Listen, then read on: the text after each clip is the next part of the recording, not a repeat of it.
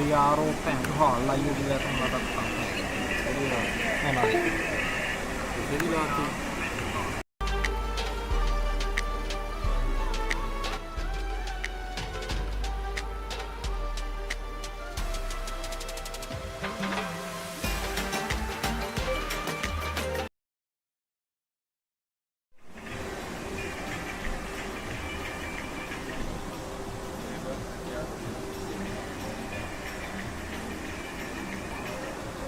ਭਾਈ ਇਹਨਾਂ ਨੂੰ ਕੀ ਹੋ ਗਿਆ ਜੀ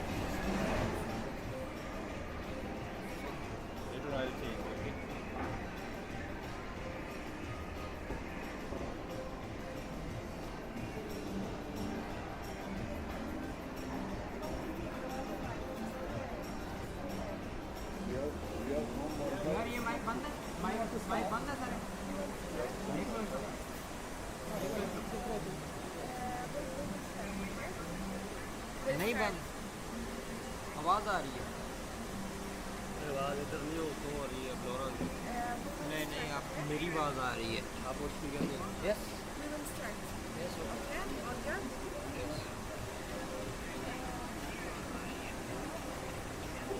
तो ਹੁੰਦੇ ਆ ਬਲੋਰ ਚੱਲੇ ਉਹਦੀ ਇਹ ਦੇਖ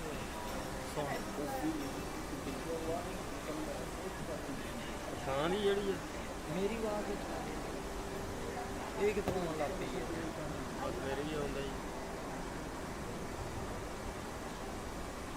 या इन्हां दा माइक एक्टिव है योर माइक एक्टिव है प्लीज हो because our voice are go to live stream because we have to on they have video conference call they will talk laptop mic when I off mic is not working it's problem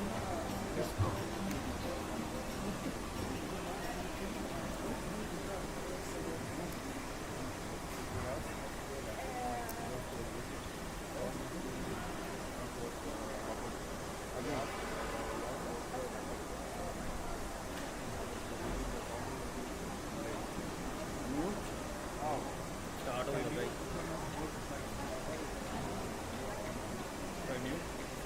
mic no he don't know about the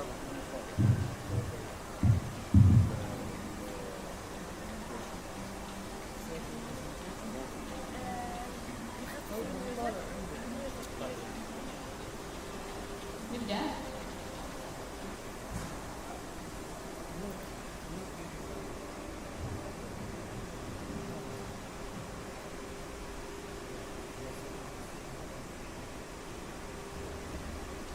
بسم الله الرحمن الرحيم الحمد لله الذي خلق الخلق فأبدع وقدر الرزق ووسع وأجرى الماء وأنبع وجعل السماء سقفا مرفوعا ورفع والأرض بساطا وضع وسير القمر فأطلع سبحان من أعلى مكانه فأرفع وأعز سلطانه وأودع لا راد لما صنع ولا مغير لما اخترع ولا مضل لمن رفع ولا معز لمن وضع ولا مبعثر لمن تبع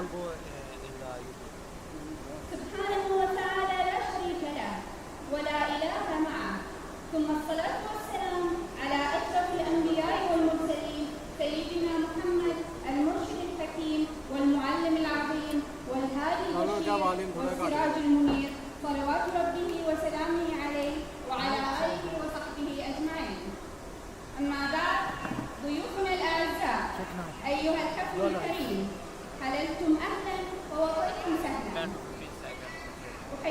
القلب تحية خالصة، تحية يطيب شذاها مسكا وريحانا، وتحمل في طياتها حبا ووفاء.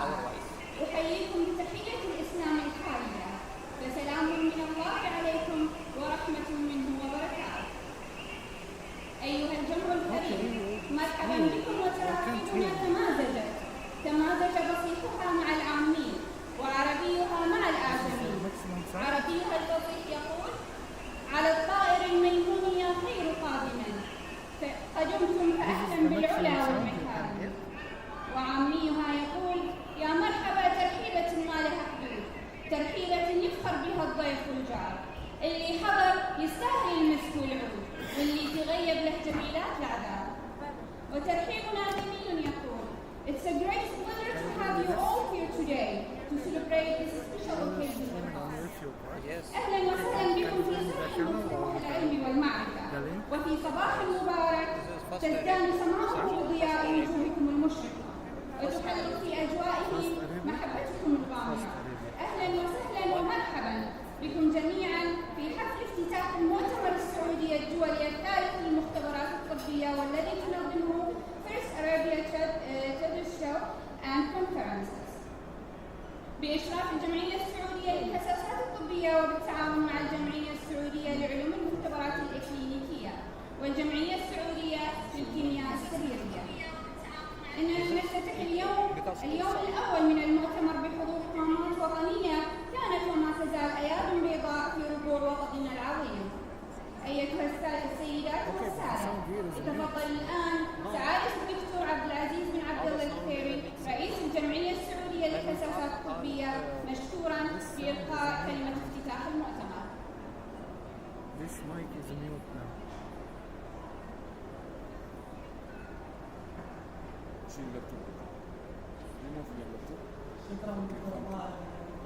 Come above. Take the laptop here. زمان ما سمعت. Don't keep it down. بسم الله الرحمن الرحيم، والصلاة والسلام على رسول الله. حياكم الله في هذا المؤتمر، مؤتمر المختبرات الطبية، اللي ما كان بيكون إلا بتضافر الجهود طبعا بين الجانب العلمي المختصين من دكاترة ومن متخصصين وممارسين طبيين، وأيضا جمعيات علمية، جمعية الحساسات الطبية، جمعية المختبرات، first Arabia लिखा जाएगा, first Arabia. الكيمياء السريرية. معلش بروح لحظة بس. اكمل هذا. أنا أتمنى اليوم أنكم تستفيدون من الصرح العلمي هذا. جاي وسط معرض، والربط بين المعارض والمؤتمرات له معاني عميقة. في المعرض نلقى الشركات المصنعة والمصانع والتقنيات الجديدة والتقنيات اللي ناويين ينزلونها السوق، لكن المستهدف هو أنتم، هو الممارس الصحي، والمستفيد الأخير طبعا هو المقدمة لها الخدمة الطبية اللي هو المرضى. بهذه الطريقة نجمع أطراف المعادلة، نجمع اللي بيستخدم التقنية أو العلاج، ونجمع اللي راح يقدمه وراح يطوره. فندعوكم بعد ما تخلصون من جلسات المؤتمر هذا وتستفيدون إن شاء الله، أنكم تطلعون على وش عند الجانب البزنس هنا، وش عندهم كحلول يقدمونها لك تستخدمونها عندك في عيادتك أو في مختبرك، نقول ما يستخدم في المختبرات الطبية. أشكر المتحدثين اللي لولا يعني مشاركتهم ما سوينا هذا المؤتمر. أشكر الرعاة الداعمين اللي شايفين احنا ضيوفاتهم هنا. أشكر الجمعيات العلمية اللي دعموا، طبعا ما أنسى الشركة العربية الأولى اللي قامت هذا المحفل. أشكر اللجنة العلمية، تعاونوا بشكل كبير في تحديد المحتوى العلمي. كثير من المتحدثين الآن الله يعطيهم العافية ماسكين خطوط من شتى بقاع المملكة، جايين يقولون كلمة ويمشون، لا لشيء إلا لزكاة العلم. هذول الناس عندهم علم يكون شاركون فيه. فجزاكم الله خير. نسأل الله أن يكون علما نافع يصل صداه إلى المرضى وتحسين جودة الحياة عندنا في المجتمع السعودي وتحقيق حتى رؤية المملكة من ضمنها رفع جودة الحياة. بارك الله فيكم ونفتتح هذا المؤتمر على بركة الله. السلام عليكم.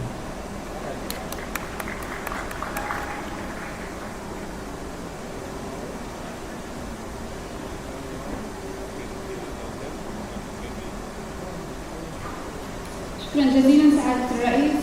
الحضور الكريم. He is an associate professor of immunology at Majma University.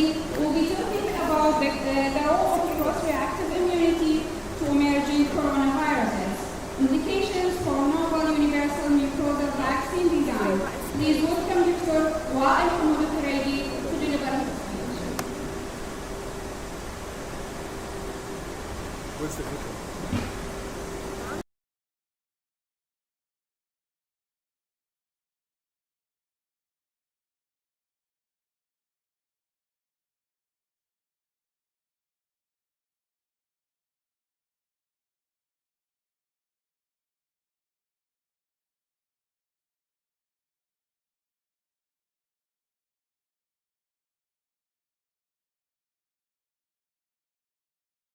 Yes, before I start, I would like to thank the organizing committee for inviting me to be part of this lovely event.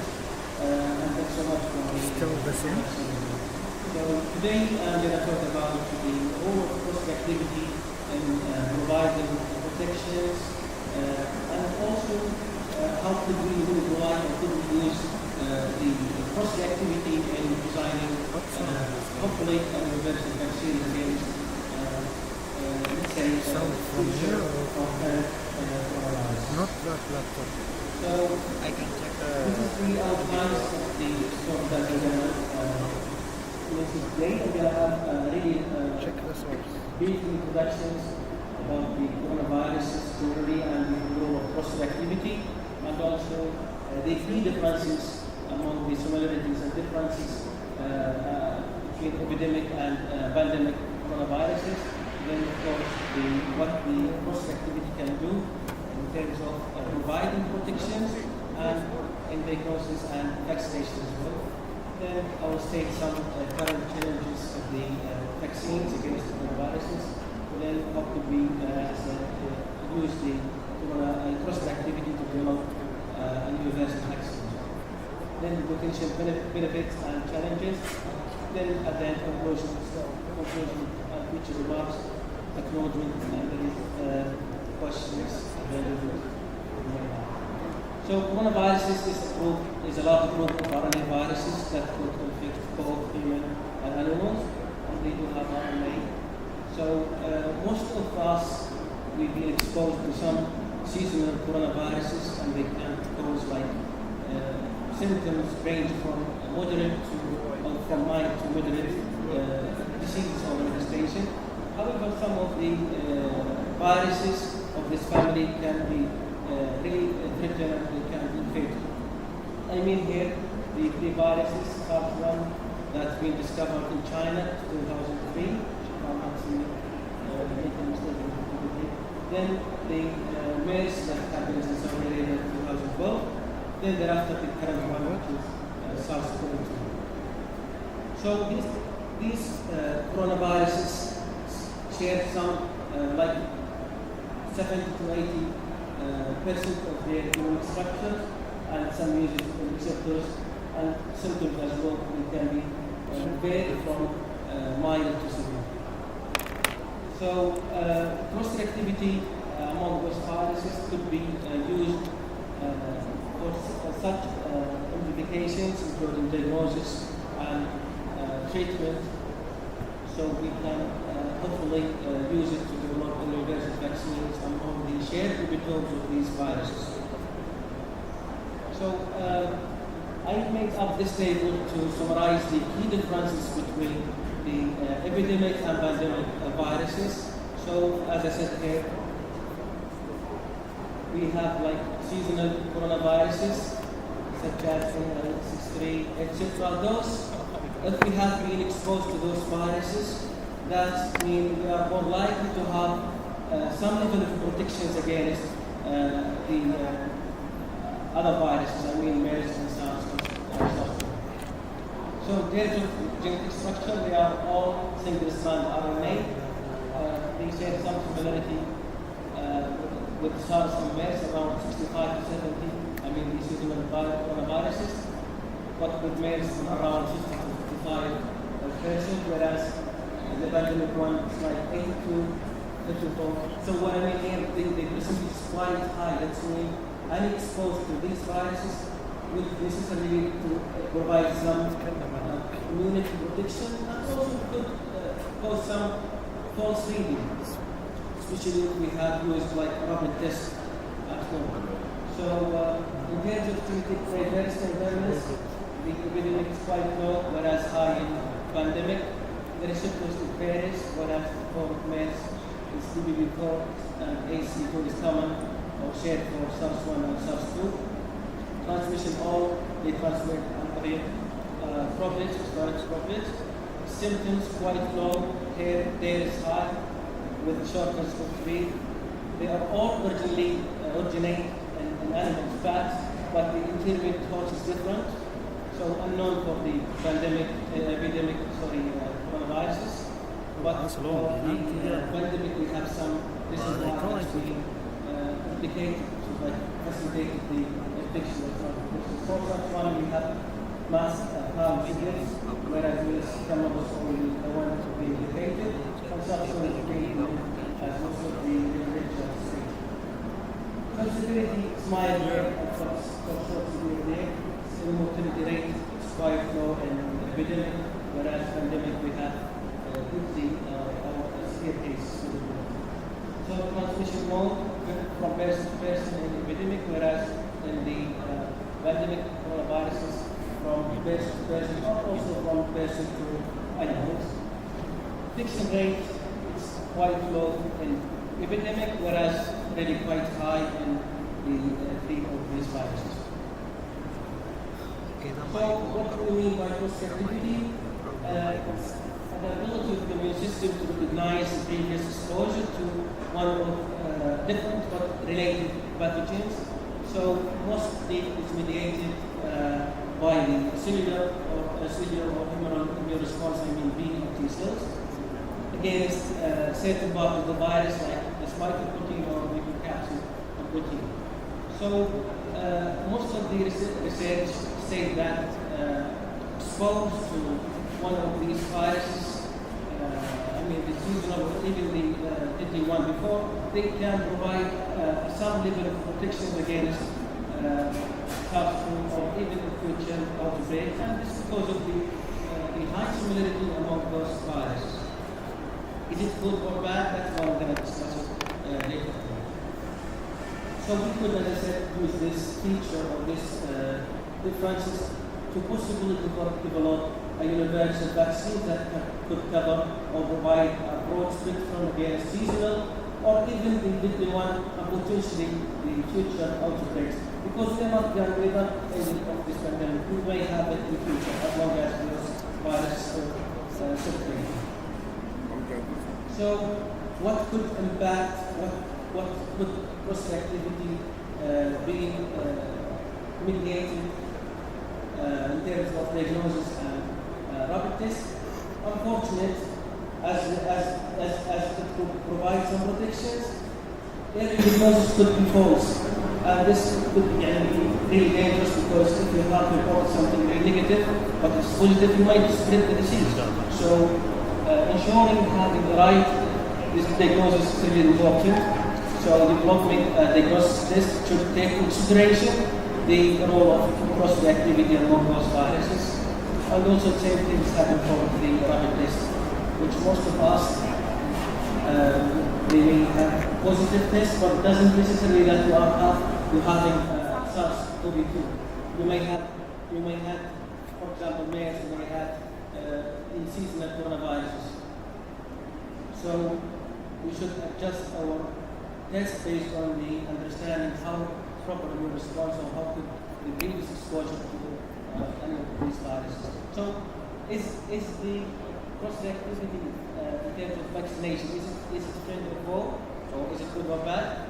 Well, to some extent, we don't really know the right answer because most of the research said it's okay, it's good, but it could reduce the effectiveness of vaccines. So it's really an area of ongoing investigations.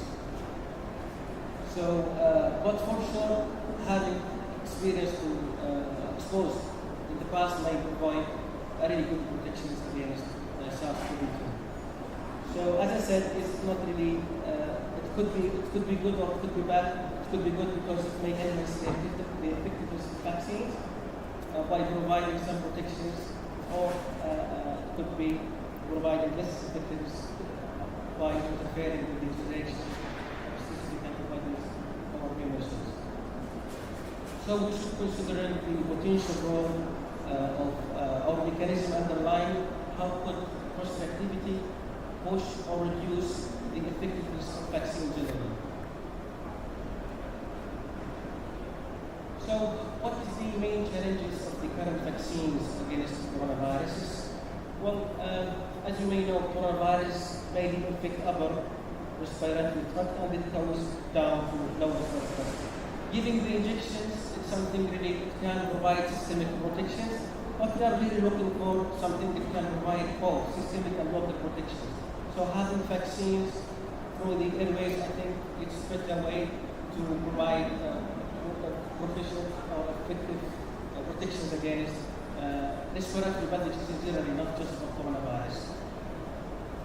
So even though they can generate or they can provide good protections, so they can induce by reduction of the IgG, their limited protections in upper respiratory tract may reduce their benefits. So they may or not effective against some variant of concern of the coronavirus, because coronavirus is really highly virus they can mutate quickly, so we don't expect any variant of concern that vaccine may not be able to provide efficient protections, like beta or gamma or delta. No one, so the spike protein are more likely to provide neutralizing antibodies, so the variant of concern may escape from the immune recognition or even the effectiveness of the vaccines that designed made against the spike protein. Also, they require multiple doses and boosters to maintain the adequate protections. They may adverse reactions or side effects in some individuals. They are not really accessible or worldwide. So, the best way is to understand how the virus interacts with the host cells. I mean, in this case, the airway epithelial cells. So previously we have tried to understand or investigate what factors that can drive B cells or T cells in the lung or the local immune cells. So we have found two molecules that can produce or that can boost the B cell response or even the T response in the airways, or generally, I mean, BAF, B cell activation factor, and airborne infiltration using ligand. Those cytokines, they do an important role in activation or even survival and antibody production by activation of B cells, and also they can generate long-lasting memory cells in vision. So we have measured those cytokines in infants who are suffering from severe RSV infection, and we have reported and published in Laboratories. So to better understand how those molecules induce B cell response, or how could epithelial cells provide survival signals in reduction B cell response, we have studied or examined the factors that induce their activation, like CX18 and CX19, as well as the CXL2. So these chemokines mainly produce a secondary lymphoid where they can ensure maintaining or sustaining the architecture of lymph nodes. However, they've been expressed in non-lymphoid tissues like airways, and a lot of literature have shown this problem. So why we are studying this? Because I said this is the key factor that induce B cell migration from the liver to lungs. So CX13 is the only one that can guide B cells to move around, whereas 1921 for T cells. those molecules upon infection, respiratory infections, they can facilitate formation of inducible bronchus associated tissue. It's something quite similar to our germ centers that located in the lymph nodes. It's quite similar. Once inactivation, they can produce neutralizing effective antibodies plus memory cells, and they can provide effective protections against some viruses, especially influenza viruses, as some study stated and proved.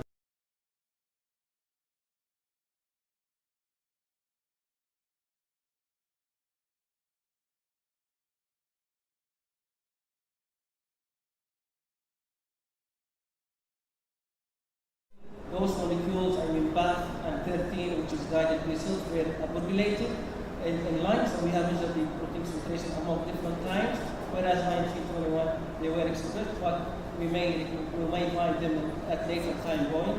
Unfortunately, we have like 7 days, no more. When we have studied the cross sections of the lungs, we have seen BAFs there in their ways associated with the B cell CD19 marker, and as well as the tumor tracking CXL13. So also we have measured the B cell numbers in their ways of mice affected with the RC. We have seen mice that affected with RC have more quantity of B cell numbers compared to control animal. So recently, one of my master students, we came up with this lovely complication where we try to, first of all, we try to isolate or to study those chemokines in their ways, but we are not lucky enough to have the alcohol from COVID-19 due to restrictions at that time, but instead we have measured them in the serum.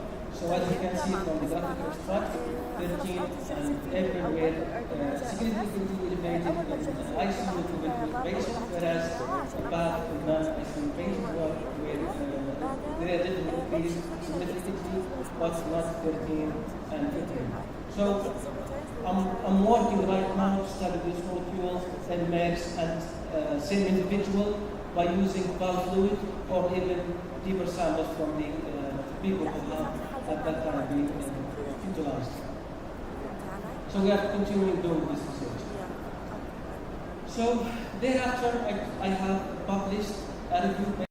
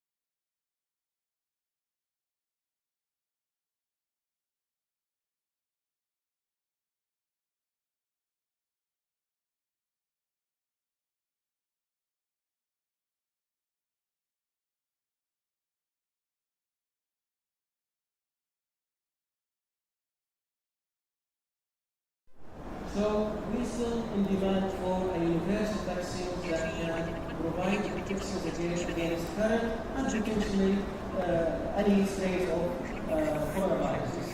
So as I said before, targeting the mucosa is something really amazing and it's good. So it can provide overcome the limitations of the current vaccines.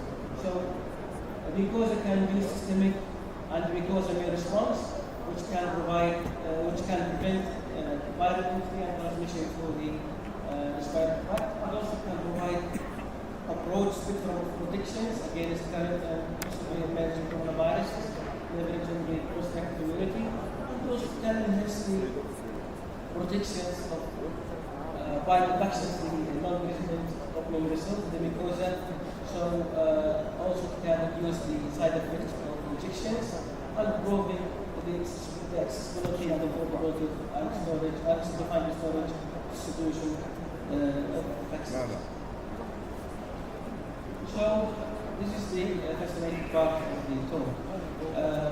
I have gone through the literature and I figured out what the antigenic epitopes that are shared among the circulating and all the viruses, and they can provide stability, less mutations, not just targeting basic protein, but also other proteins like ORF, operating frame 1, and the capsid, as well as the spike protein.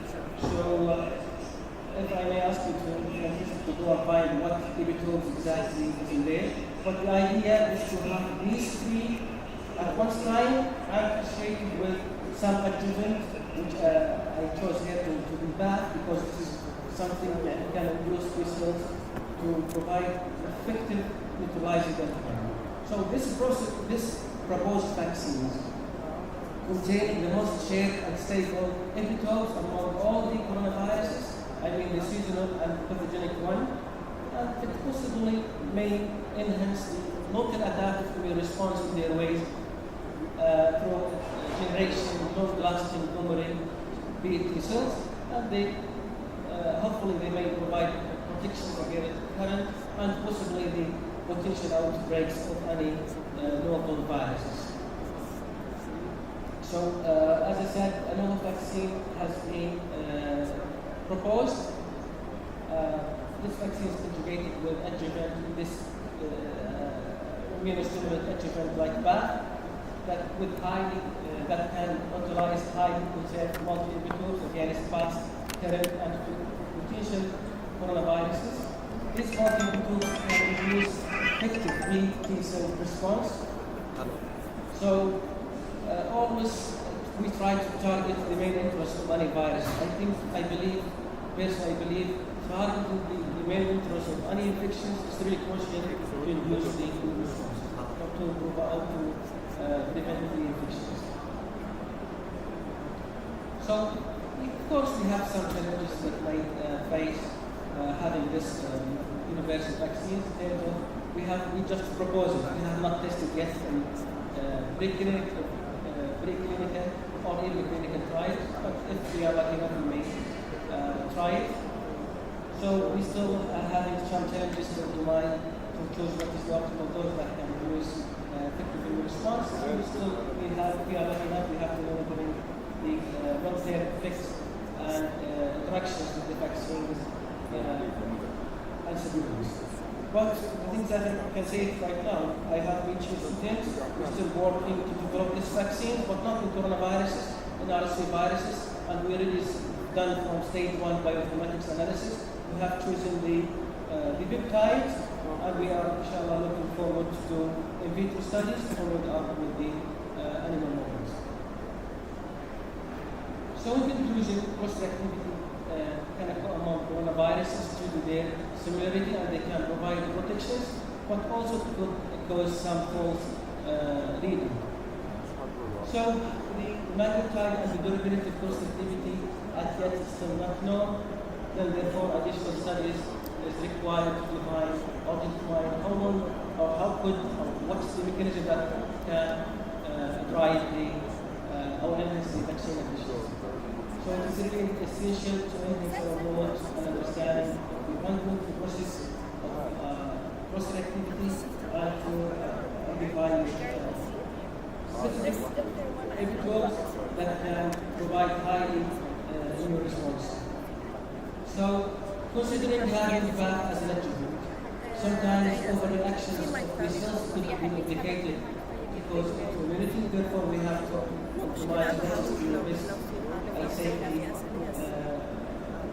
dose of this cytokines, so we ensure there is not can cause any harm for the recipient.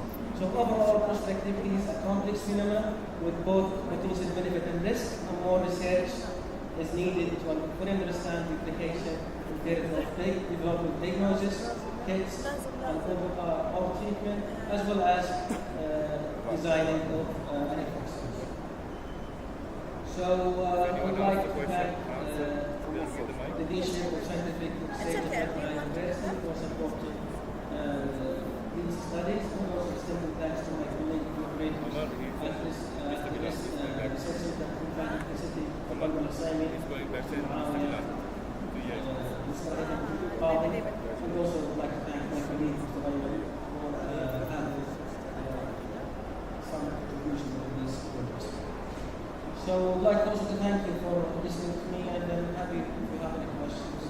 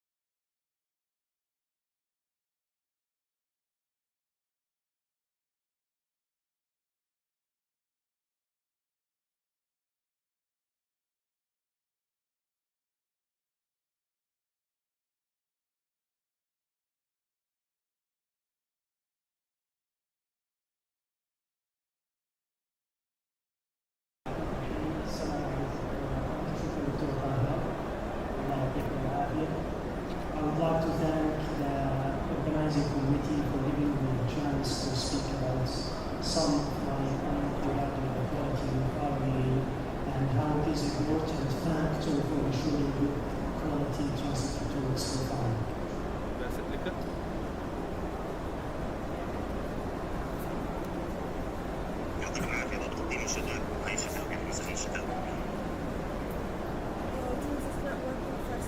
So, the rule of thumb is good quality result is dependent on good quality sample. This is kind of agreeable statement. The question is though, do we always receive good quality sample in clinical settings? Sometimes samples are very precious, yet they are compromised. And they are the only available material to study. In this case, can we find a fine line whereby we can use the sample with the precautions so that we can report good result, not reject the sample and report result without losing the credibility of the result. So this is where I am going to talk about today, inshallah. So for those who are not familiar with transcriptomics, transcriptomics basically is a mean through which a laboratorian can measure the total transcriptome, the total gene expression profile in a sample in a single assay. It is time effective, high throughput, therefore there is for PG that can be used for diagnostic application. So how does this work? Basically, it is comparative application. So you use a control sample, to which you compare the sample to. Once you have the test sample, you extract the total you will convert this total RNA into a cDNA. In this step, you can increase your sensitivity of the test by making an identification step. And also you label your ctDNA with Cy3 or Cy5 depending on the kit you are using. Next, you pool your sample, meaning you mix your test and control sample together, equal volumes, and then you apply to the regular array chip on which there are many probes being attached to the surface of this chip. These probes represent different types of genes. Now, depending on what gene database you trust, there are from 21,000 to 23,000 protein coding genes. All of these genes can be scanned and tested in a single assay that takes no more than 3 days, and you will have the whole transcriptome being quantified.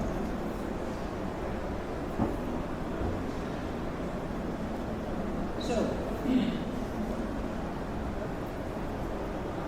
the problem though with RNA samples, especially messenger RNA, is that it is very sensitive to processing, to storage, to handling.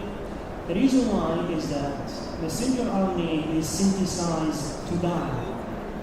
The half-life of our messenger RNA is very short because the job of messenger RNA is to deliver a message to ribosomes and to cook the protein, to synthesize the protein in the ribosome on the basis of the message delivered by messenger RNA.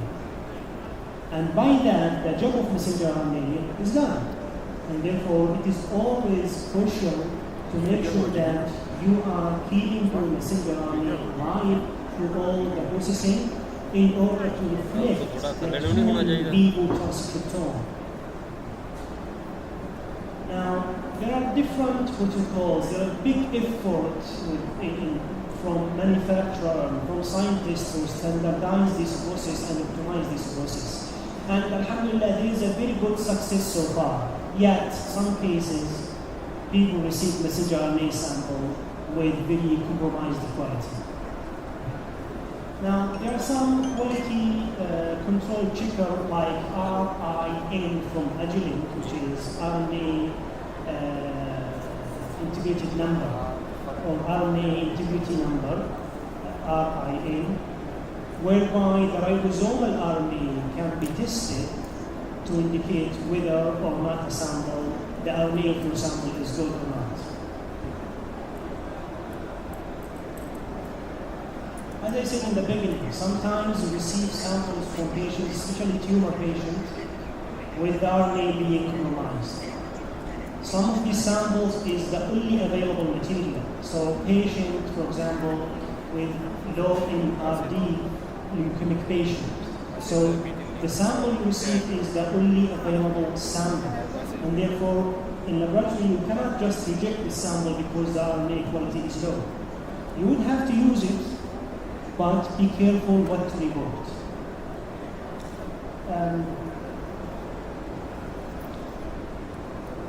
Believing in this concept, I've been busy in my lab trying to find a way of how to use these samples and report good quality sample.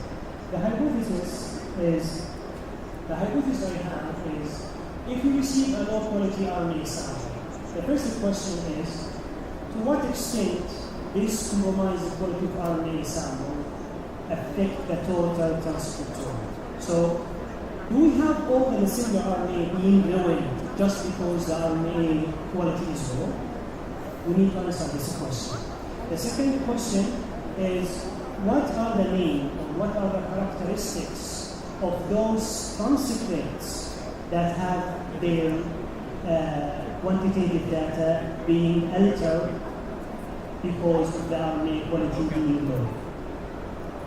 If this can be achieved, the hypothesis says, then these samples can be used and report only genes whose quantitative data has nothing to do with the sample being good or bad quality. So we are trying to build a kind of library in which a group of genes whose quantitative data is sensitive to RNA quality, and we call this group of genes, a blacklist genes. So when you receive a sample with low quality RNA, you never trust any Explain reading it from those genes. The other genes can be used and can be of high quality readouts. Trying to answer these questions, we have published a paper in the journal Biochemistry Q2 journal from Springer last year. Today, inshallah, I'm going to share with you some of the findings and try to convince you to use low RNA quality sample.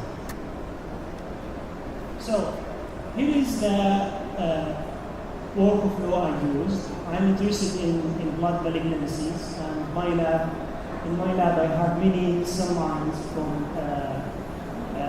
representing different types of leukemia. So you have here 4 types of leukemic cell lines, RNA extraction. This RNA was pulled from all these 4 samples, and equal volume of this pooled RNA was transferred into 9 tubes. 4 of these tubes were incubated at ice for 30 minutes. The rest were incubated at high temperature, trying to induce something known as heat-inducing degradation of the RNA. Next, I evaluated the quality of the RNA and then conducted transcriptomics analysis using DNA microRNA-based transcriptomics, followed by data analysis and bioinformatics. Now, I just want you to think about this question. If you receive a sample in which you want to study the gene expression, meaning the transcriptic expression of the whole genes, but this sample has a very low quality of the RNA, how do you think, in your mind, just think about it, how do you think this would enter the gene expression of these samples? Now, we have 21,000 gene coding proteins. So from those genes, how many transcripts do you think would show false readout if you receive a completely ruined RNA sample? The answer might surprise you. So this is 2 examples of high quality RNA sample and low quality RNA sample. Ideally, you would have an electrophoregram like this. So these are the samples that were kept in ice. You would have the 28 subunit ribosomal RNA, very nice down, just below 400 nucleotide, and the 18 subunit RNA, ribosomal RNA, just below 2000. So this is very nice RNA sample. You could see the background is very low, so laboratorian would be much heavier receiving this sample compared to this sample. This is the heat-induced degradation of RNA sample. You see here, this band is completely lost here, and the degrading RNA caused high background, as you can see here. So this sample is not good at all for transcriptomics analysis, at least as indicated by the literature. So the sample I had were low-rim sample, which are like this sample, and high-rim sample, which was the control sample like this sample. So when the transcriptomics analysis were done, we used this data to conduct the principal component analysis. As you can see here, that the high-rim sample are grouped and grouped together far away from the low-rim sample. And even in the low-rim sample, the degradation appeared to be not very homogeneous. As you can see here, that some samples are far away from each other.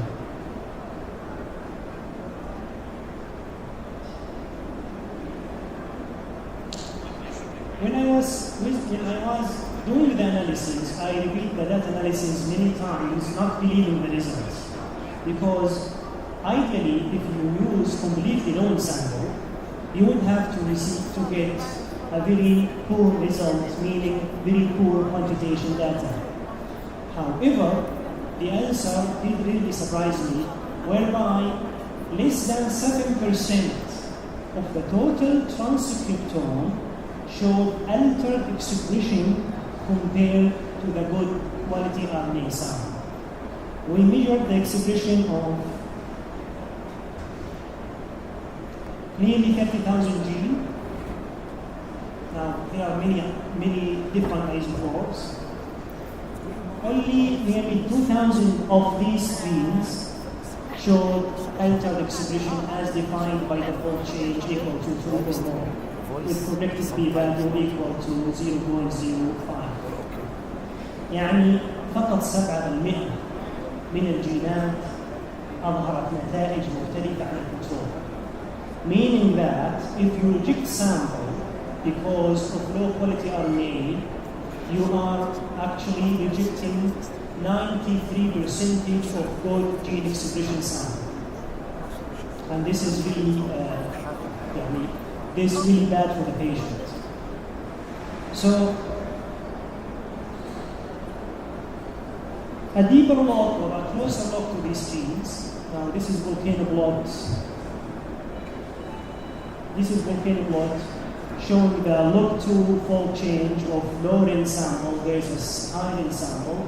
You see here the gene that were found with low quantitative data. We named them underrepresented genes. Their count is just above 1,000. And here you have the high quantitative data, overrepresented gene, في اللو-end sample, or a low quality sample. The rest of the gene was stable. Did not mind at all the low quality RNA sample. So, if your group of gene of interest that you are using to report a test for a clinician having to be within those genes, then you should use the low-end sample. It is just fine. طيب. Now we, alhamdulillah, our work answered the first question, which was to what extent does the low quality RNA sample affect your transcriptome profile? We found it is just below 7%. Now, can we identify those genes? Can we put them in a library and tell people not to trust these genes if you are using low-end sample? Now, the characteristics of these genes, we found those that are, now this is a heat map of the altered expression of genes with clustering analysis. This is the low-end sample, this is the high-end sample. You can see the altered expression here. So these are the genes that were underrepresented, that showed lower expression just because the sample had low quality RNA. So those genes having to, when we looked at the gene ontology data, when we conducted the gene ontology data analysis, we found very good enrichment of those genes. So they were involved in the catalytic activity, enzyme binding, they are involved in biological processes like protein metabolic process, protein modification, protein catabolic process. So those genes are likely to be affected by the low quality RNA. And overrepresented genes that showed higher readout in the low-end sample were mostly involved in the nucleic acid binding, DNA binding, chromatin binding, also involved in the regulation of expression, messenger RNA transport. So we are getting some sense as to what the characteristics of those genes. Now, next we look at the sequence characteristics or sequence feature of those genes. We found the stable genes to have longer sequence at the 3' and translated region. So the 3' unconstrained region of the gene is longer than the 7 genes. Also, we found that transcript length, the messenger RNA length, and gene length to be very important determinant factor as to which a gene or transcript is sensitive to the gene-produced RNA degradation. We found that in overrepresented genes, which were the least sensitive gene to the thermal-induced degradation RNA, to have higher length.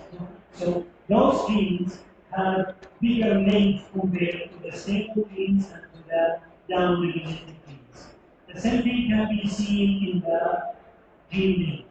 So generally speaking, if your transcript is very long, it is likely not to be affected by the thermal-induced degradation of the RNA.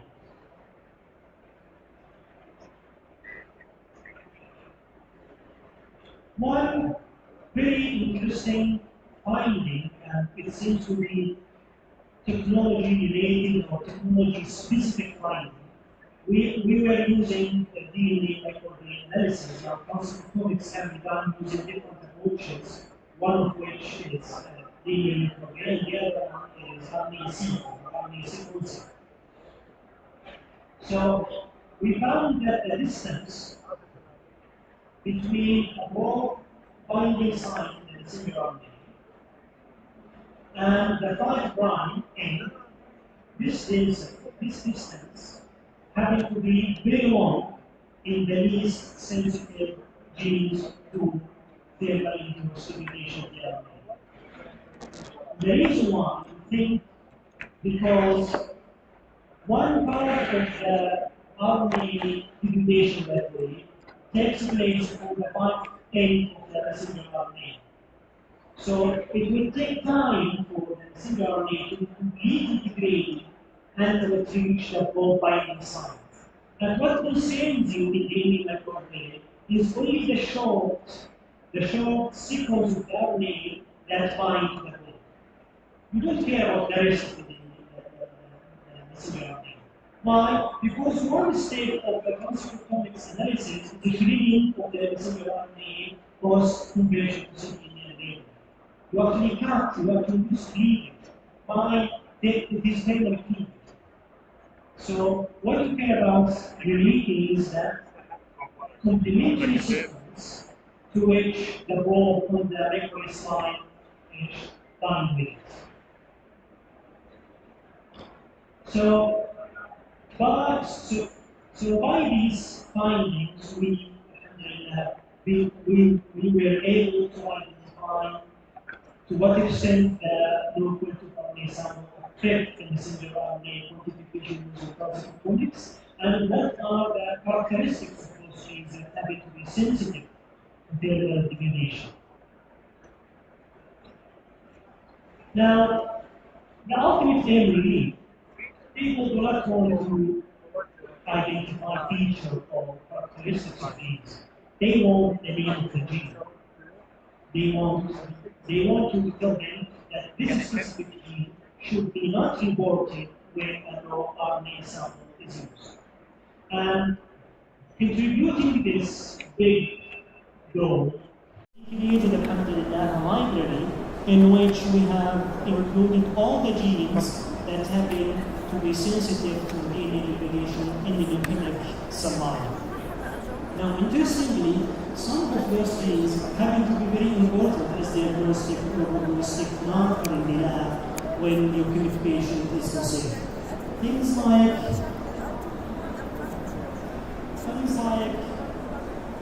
Notch1.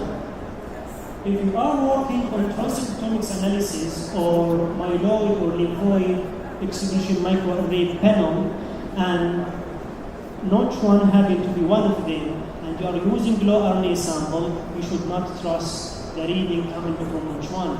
The same thing with MCL1, LCK, KRAS, RANX1 is very important in acute myeloid and lymphoid leukemic patients. So what we were trying to do is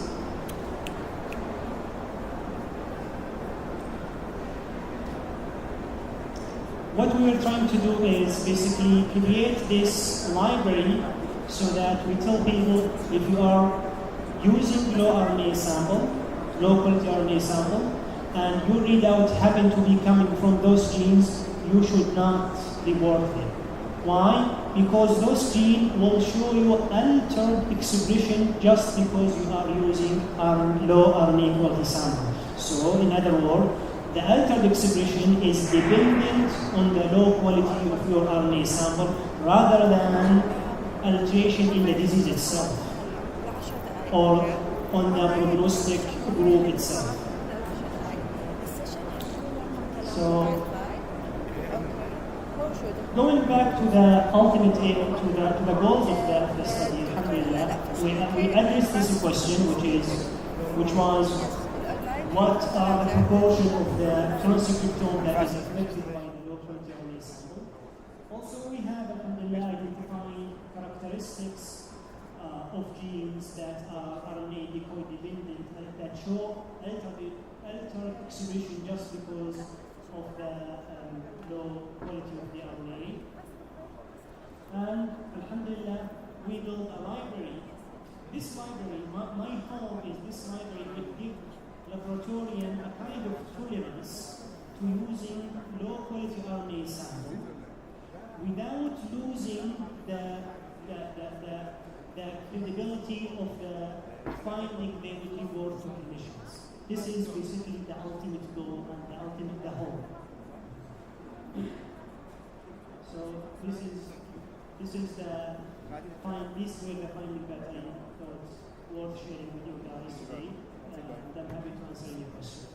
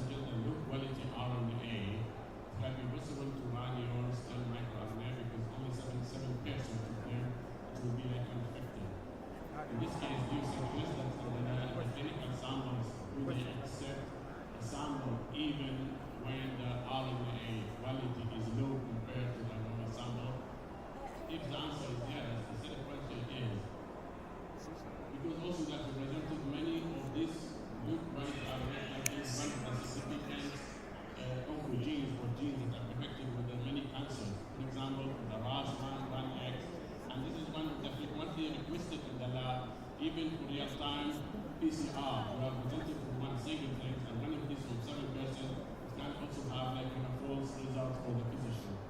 Thank you. Well, it is double-edged sword seeing, yes. The thing is that I think a lot of work has to be done to create a library in which all genes that show altered expression because of the low quality RNA, if this library is being completely built and made available and validated, then my answer would be yes, use low quality RNA sample, but do not report any genes that happen to be in this library. If your gene comes from out of this library, then my answer, yes, use the readout of this genes. Why? Because this would have been completely validated across different clinical samples, showing that this group of genes are not sensitive to thermal degradation.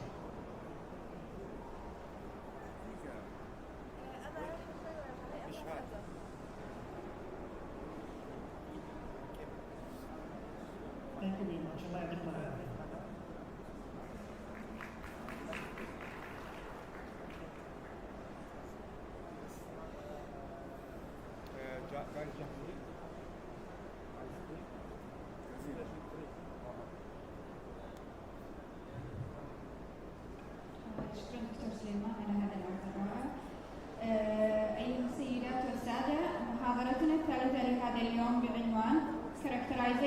of the microRNA content of human milk, novel molecules with multifunctional significance for the mother and infant. Please welcome Dr. Muhammad Abdullah Suwaid to deliver his speech.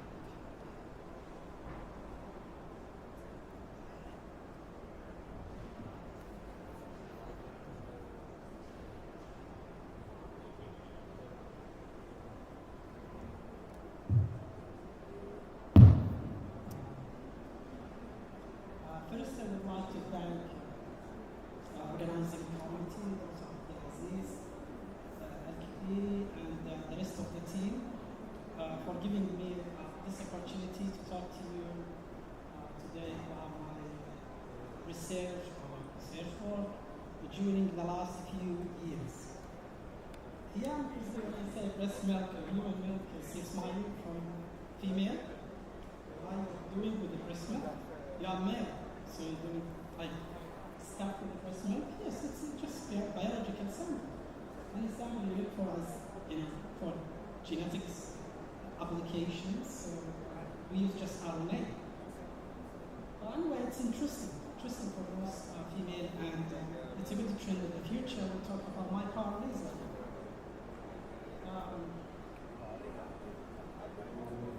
Okay. Before I start my talk, I have published most of the studies and findings you will see later on in many papers, many journals, including scientific reports, Nature scientific reports, plus one International Journal of Molecular Sciences and others. But what I want to show you here, usually when you're profiling molecules in general, you need to publish your sequences, molecules, especially when you have novel molecules, new molecules. And if you see here, from 8 to 11, they were published in a mail-based database. Then you not just find the papers, the findings, the results.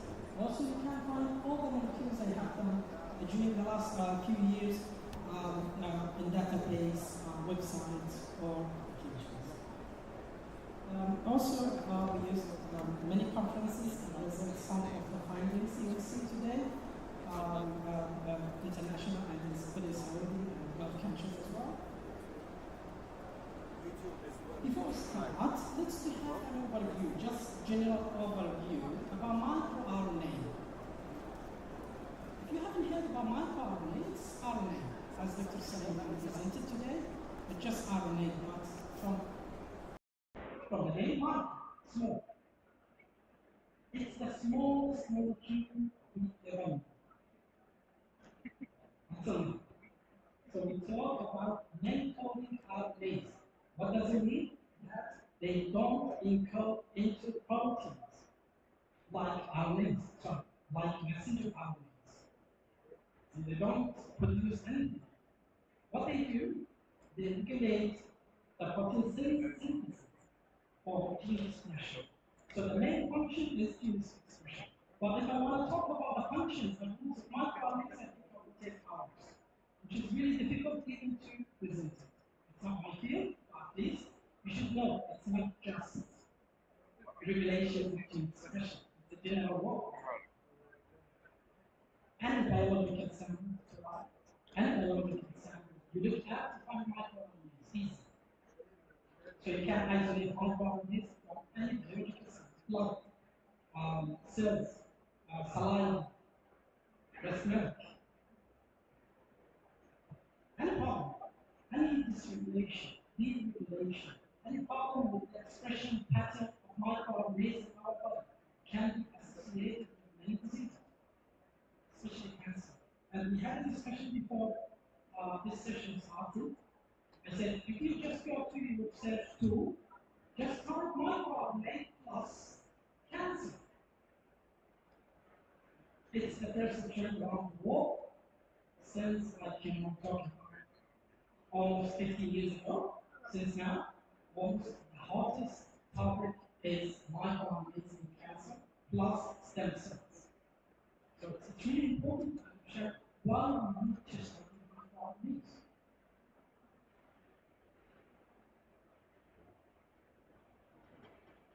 The aim of my studies, I will show you, I think, four main objectives, or four main studies. All of them are published, and you will see that, but at least.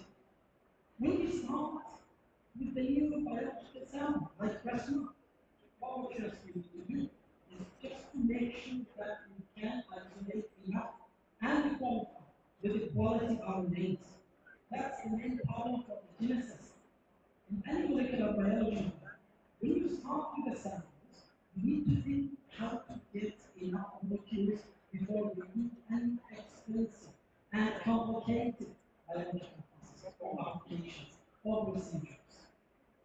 Before you start. That's what we did before, few years ago. We have optimized the procedure of protocols of isolation of microRNAs from different functional specimens. What I mean by functions? Fat, skin, cells. All of them obtained through the cell. Second one, from my opinion, I think this stuff, I think the greatest study have done ever. It was published in Scientific Reports, one of the nature group. Our question was, the second question was for me, where they come from? Why we get breast milk? Sorry, why is breast milk? That's the question. If you think, is it from blood, bloodstream, or from the gland? Mammary gland. Epithelial cells in the mammary gland. So that's a big question. Why do we answer this question? Are they unique to the mothers, or we can find it everywhere? So we can use. That's not why not? Just use the non-invasive.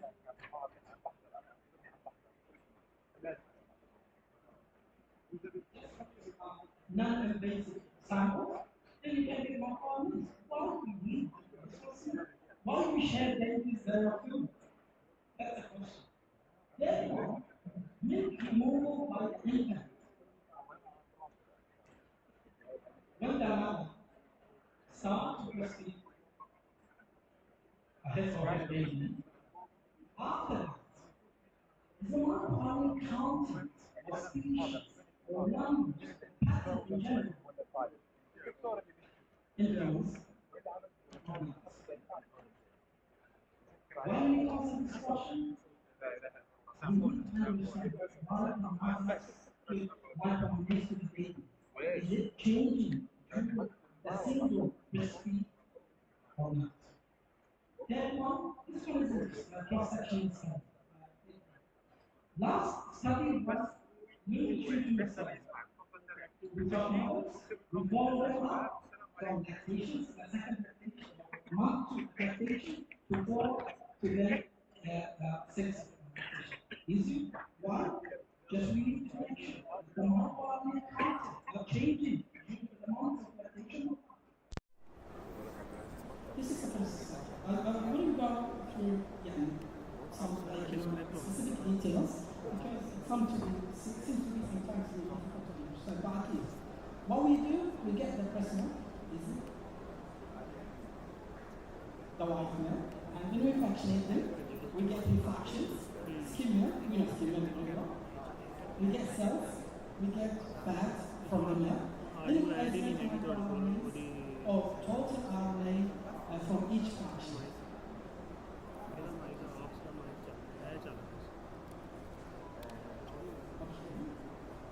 If I want to use pointer here, so we use different fractions and different kits to use exact just to optimize the way the procedure of extraction of microRNAs from breast milk. This one is just show the kit types we used. We used over, I think, 8 or 9 kits from different companies. just to optimize which one is the best, based on the fraction, which gives the best results for my companies. We will not go with the really expensive, difficult procedures, protocols like sequencing, Beckman array, without make sure that we get enough. We are actually very happy about our samples, total RNA samples. That's why we use different kits. And then the number of samples. If you see the total of the samples we have used for this system, it's almost 500. 472 in the corner down for this study. It was published in Serial Biochemistry Journal. That's what I want to show you. Why we need to do that? The number of microRNAs, total RNAs can be shown here. Total RNA, the microRNA, the second one, the third line is the microRNA compared to the total RNA. We use nanodrop bioanalyzer 2100 from Agilent to make sure about the quality of the sample and the content of the sample, or quantity of the sample, quantity of total RNA. So we just validate them by PCR because we can't say that because we can't say molecules, so we have to use a couple of them, a few of them, just to make sure that they are present in our samples. We use qPCR for validation.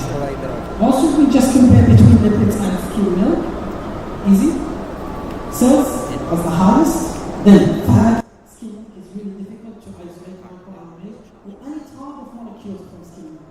And if you remember, skim milk is almost liquid, almost water. That's why it's really difficult to get any molecules from skim milk. So we exclude skim milk from all study I have done.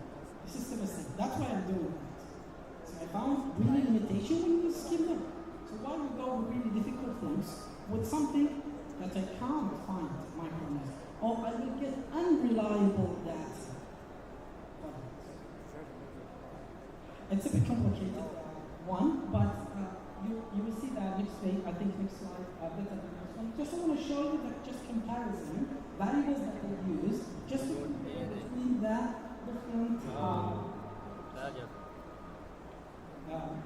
different kits here from different companies with a p-value, just to compare between them, just to make sure how they statistically right or not.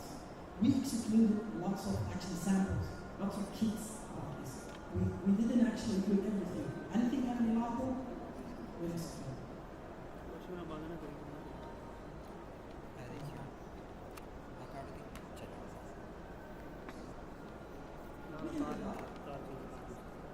With options. Which kit we can use for microRNAs? Isolation. So, if you use breast milk cells, just go with easy mini kit from Kyoto. If you use lipids or fat, you want to isolate molecules from fat, go with mercury RNA isolation biofluids. There are two from mercury, two kits, one of them biofluids. I believe it's from Applied Biosystem. And the third one is, if you use skim milk, and we didn't use actually that one, but if you use it in the future, just go, say, with mercury, C, and plant kit, just to isolate total RNA from different cells. We use these kits from the next studies, the 3 studies you'll see today, plus hundreds of studies use this study just for optimization their work, plus they actually use Kaiji after my paper that one, and I've got lots of hints from ResearchGate that they use Kaiji because of this study.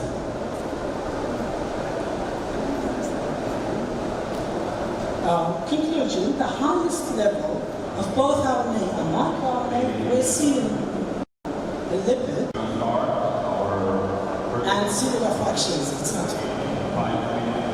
The most effective extraction kit methods and kits for each fraction should be used for microRNA profiling of functional status. We haven't done any functions, by the way. Careful consideration for human milk, samples preparation, and extraction protocols and procedures should be made prior packing our research in each area.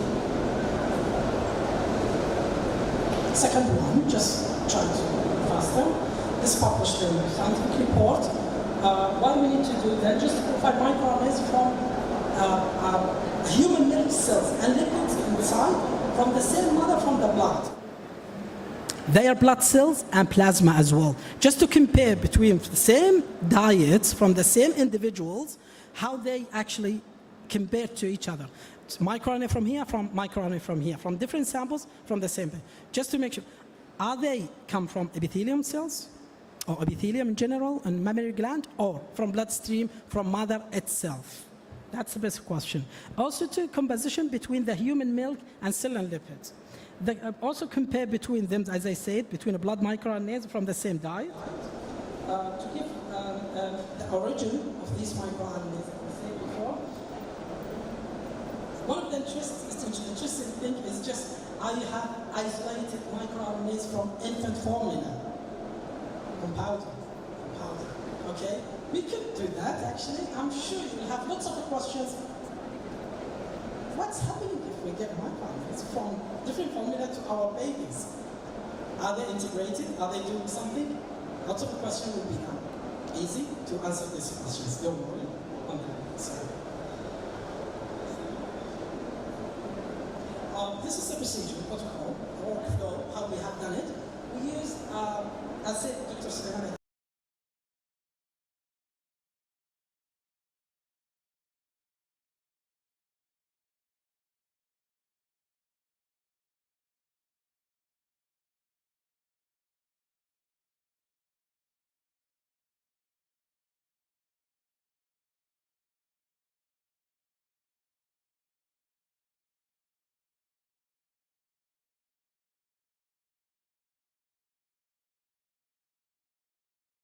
It's not actually microarray or sequencing. It just uses the principle of a qPCR. That's why it's really sensitive to use right now. It's when you go down there, just here, TACMAN open array system. It's still available. It's a new technology almost. We talked about 10 years. It's developed around 10 years ago, but it's still on that one. It's a procedure, just fractionated, isolation, then profile them. We need to know the species of microRNAs and the quantity of them.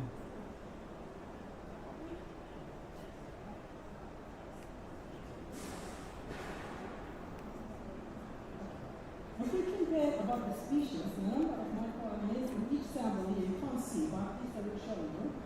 MicroRNAs in blood cells and milk cells is the highest compared to milk lipids and plasma. Just to show you that one. Here as well, can show you milk cells and see that one is blood cells, blood mononucleotide cells, and plasma is the lowest of microRNA content compared to our cells. We talk about the total microRNAs. Okay, this is the most interesting one for me. This can show you the comparison between your samples. If you can see here, the first plot here, the red, the hot spots. The hot spot means there is similarities between them, almost same. Can you see the samples between? Okay. See here, lipid cells, almost match. If you go here, compare, same. So we get from different mothers, it's a cross-section series, from different mothers, from different samples, we got microRNAs same from the same samples, but we didn't see any similarities between blood and milk in general. That's the answer of the question. The main question of this is, we need to, is there any similarities of the microRNA content between the blood and mother from itself? That's it. We didn't find any same or similar species between them, at least in the expression level.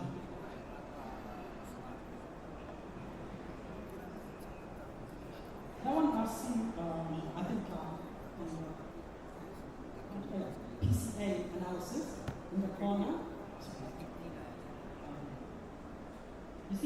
samples. Each dot represents one sample. You see the colors here. So let's just focus on milk cells and milk lipids. They are grouped together. But you see the blood cells, they are grouped far away each other as well. So which doesn't mean that that means that there is no similar expression level or even species of microorganisms between them. Expression differences between the samples also show up in the ones. See the first one. It's between milk cells and milk lipids. There's no expression differentiation between these cells. Also between the cells. Now if you see the other ones, yes, there is differences between them.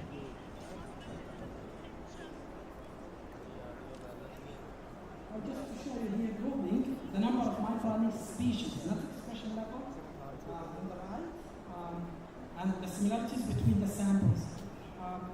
Just an example, if you go here, 8, it's milk lipid. We didn't find these 8 microorganisms in all of our samples except the lipids of that. Just an example. Are they unique or not? This is a big question. We didn't answer that question, which is really difficult at that moment. It can be one of the future studies.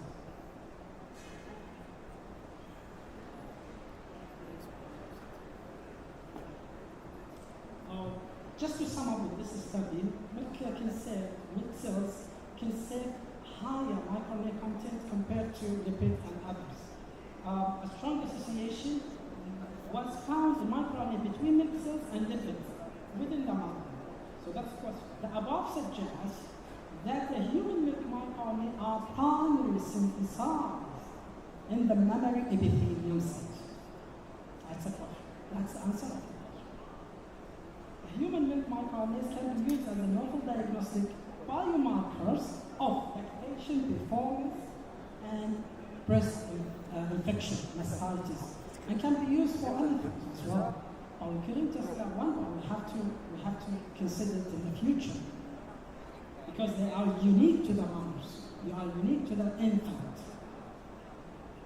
Infant formula had very low microRNA content compared to the human milk, which is normal. But the question, why are they in infant formula? And when we give the babies infant formula, what's the problem?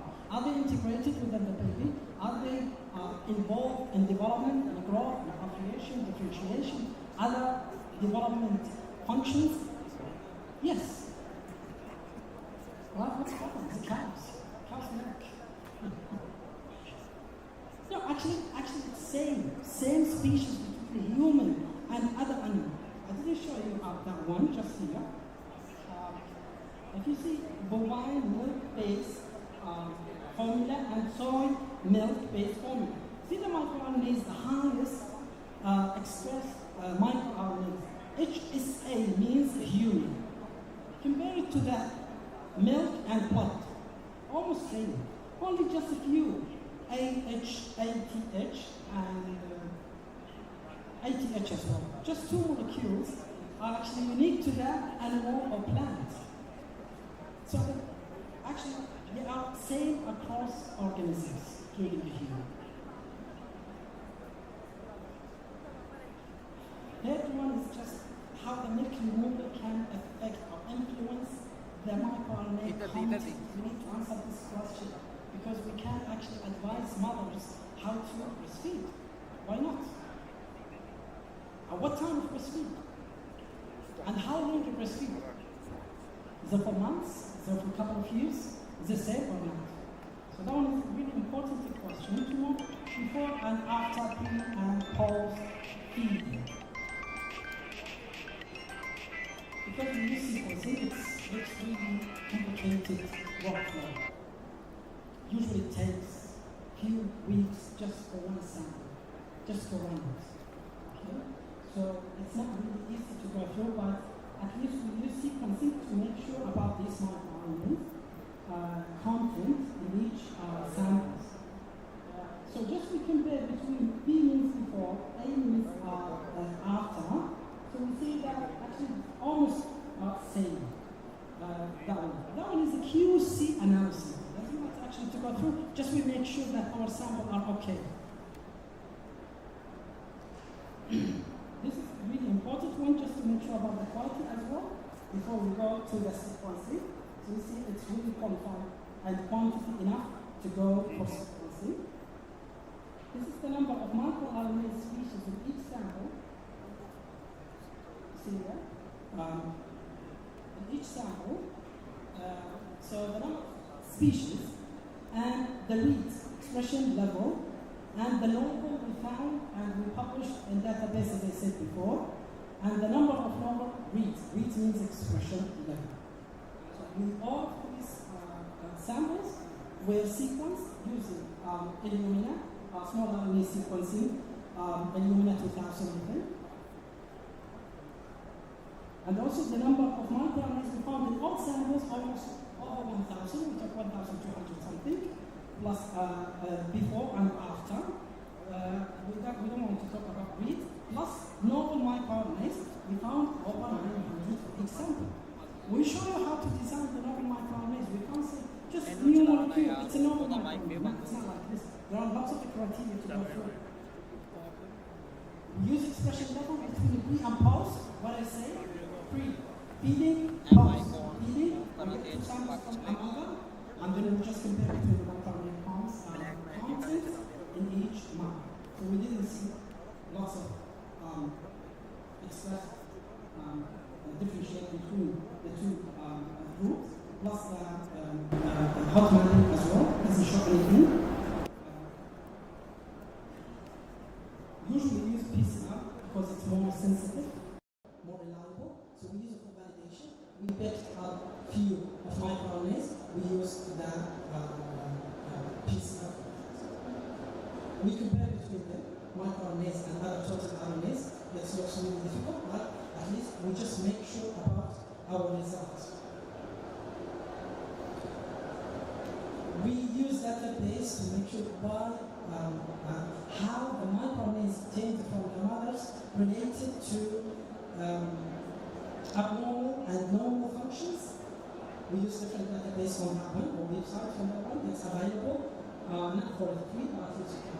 But most of the microRNAs, we talk about 24, are involved in cell development, which means that may go through the infant and baby to develop different cellular processes. Because at that stage, the babies in early life, they need proliferation, differentiation of the cells to be high. That one is really complicated. I don't want to talk about each function. That one, for example, that one is for lactose production. How the microRNA involved in lactose production? We know lactose is one of the polysaccharides that is in breast milk. So microRNA is involved even in lactose. If you find someone with low lactose content, that means RNA content, you'll find this part. Same with the functional. Conclusion of that study is the human milk cells richest source of microRNA. We know that. We found more than almost 2,000 novel microRNAs in our samples. Milk removal during influence a small subset of microRNA species. That's the most important. So milk removal doesn't really influence the microRNA content in general. Last one, just over stages. That one is exactly the same as the last one, but we use different ways of protocol. Same exactly workflow. We use RNA, small RNA sequencing.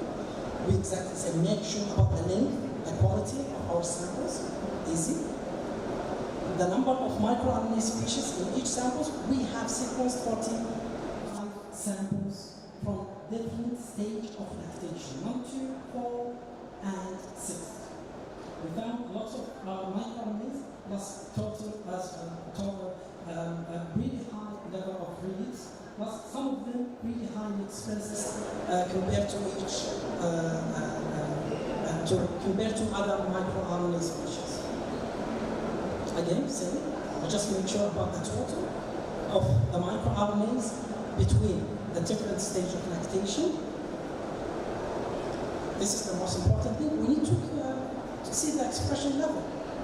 How to differentiate between the two, the stage of lactation. As I said, we have three main stages of lactation. We found them, you see that one, for example. In month 2 and month 4, talk about the total of microRNAs, almost same, but we found a few of them actually change over time. Milk lipids and cells we talk about as well, in general, they are different.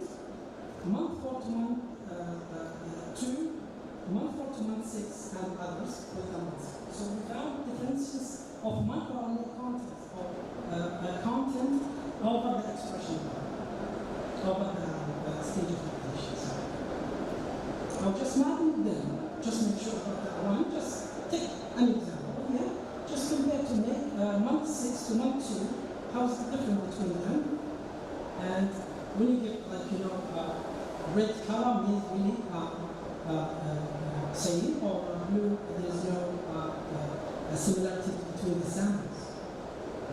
I want to end up with the samples. We use actually the top 10, 20 microRNAs in milk cells and lipids, and we use qPCR just to make sure that expression level, how are they same to the sequencing we have done before. Kind of validation.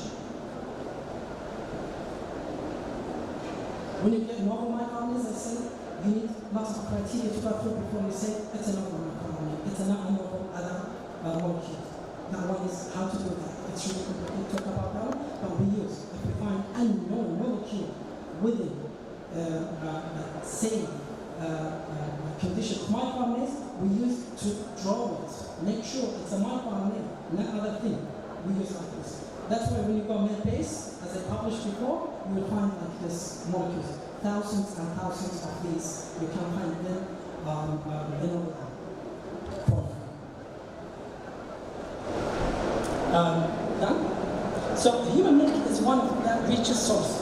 Third study, just to make sure, human milk is the richest source of microRNAs in our body. Even we don't have human milk. But if you compare it to even male, you'll not find, even plant, you'll not find microRNAs like breast milk. That's why. Lots of things, known and novel count there. We talk about almost 1,200 known, and novel almost 5,000 of them published, as I said before. Approximately a third of the human microRNAs were differentially expressed across the first 6 months of lactation. That's important. Last 2 slides, I'm sorry. To sum up with all these studies, human milk is not just optimal food. What's that? It's not food. It's not food for baby. It's a biofluid. Not containing just proteins, sugars, others, water, minerals. No, molecules. Immune, I don't know, but immune molecules as well. Just to protect the baby in the first life or early life. And not just optimal food. So we have to change our mind now. Not just to feed your baby, to give your baby more than food sometimes. That's why it's recommended. No one can say no. Infant formula is compared, okay. No, not at all.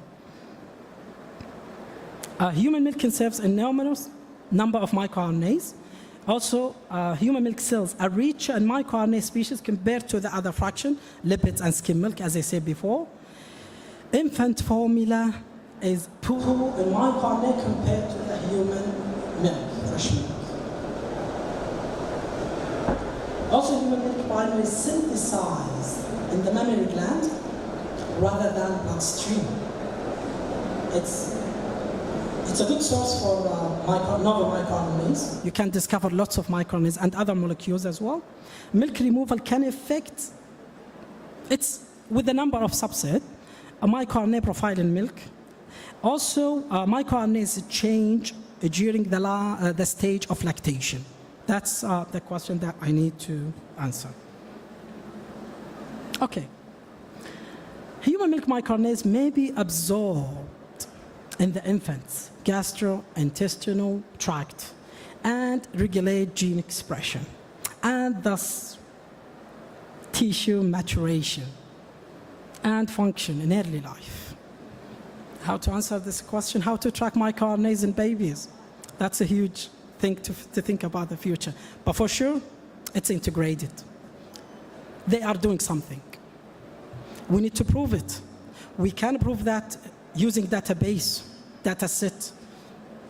But in clinical trials, the most important thing is how to track molecules. We talk about the smallest molecules we ever know, how to track them from environment to another environment. That was published in one of my studies, how to use this law, integrate it within the gut of the baby and then make some functions, roles, or contribute into normal, abnormal conditions of diseases. Thank you.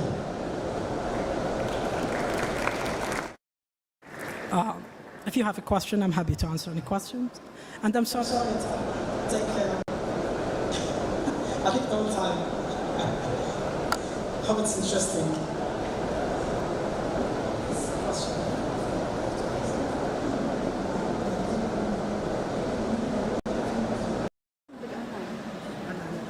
عندك question معك؟ لا ما عندي.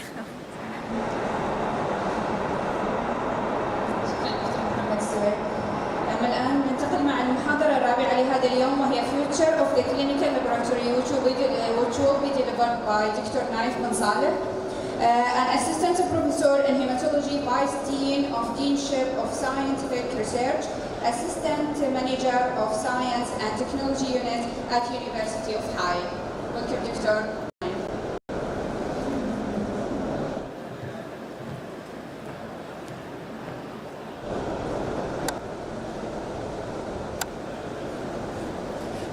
Good afternoon, everybody. Thank you, Dr. Tahir. Thanks for Saudi Medical Sensors Associations. Thanks for organizer for inviting me today to presenting about the future of clinical laboratories. I know we have a short time, but I will be quick, don't worry.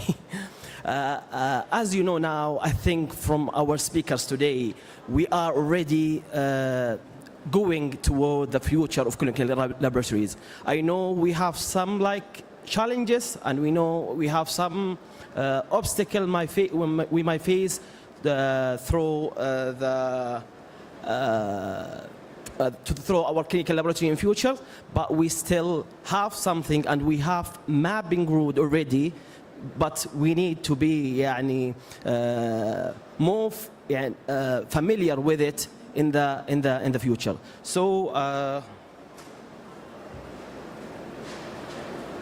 I will start with our objective today. We will be in knowing of the current state of clinical laboratories right now. Then we will move to the emerging technology, which we already, I think, some of it is already applied and approached in our labs. Then we will move to the automation and artificial intelligence in laboratories, precision medicine, telemedicine and remote monitoring, future challenges, and our contribution to the future of clinical laboratories in the field of AI and telemedicine. Starting with current state equipment and tools rules. On conventional lab equipment like microscope, pipette, and test tube, we still on this field, and we still working on this. But I think, from my point of view, still having human errors in it. But if we apply robots or AI in this, it might get some challenges, which we have discussed it with our teams. And we got some obstacle, and we might got some of interference and resistance from our collaborators and our colleagues in the labs. I will discuss it later on, the challenges later on, inshallah. Experiments are mostly conducted by scientists or technicians with limited automations. As you know, clinical labs is based on the scientists till now. Manual recording of data is common, which are time consuming and prone to human errors, as we discuss it. Data analysis is typically performed using basic statistics, but if we applied AI, it may give us a predictions of the diseases, a prediction of the protective tools or policy from the diseases itself or from the infections in general. Moving to emerging technology is like, as my colleagues today just like mentioned it, the genetics and proteomics is very important in the clinical laboratory, where we might apply the personal medicine and we might targeting the mutations or the high expression of some genes, down regulations of others, might give us like an overview, or might give us a clear, or let's say a way to target some diseases, especially mutations, through the therapy. I know like some of the patients or some of the individuals might get response to some of the treatments higher than the others. This is due to the whole genome sequencing targeting the same therapy, or due to the personal medicine. Point of care testing and its impact is already some of the labs, or the emergency lab, or we call it stat labs, they having this point of care testing, which is rapid and is give us an overview and a quick result on the patients, especially of cardiac patients or patient with critical care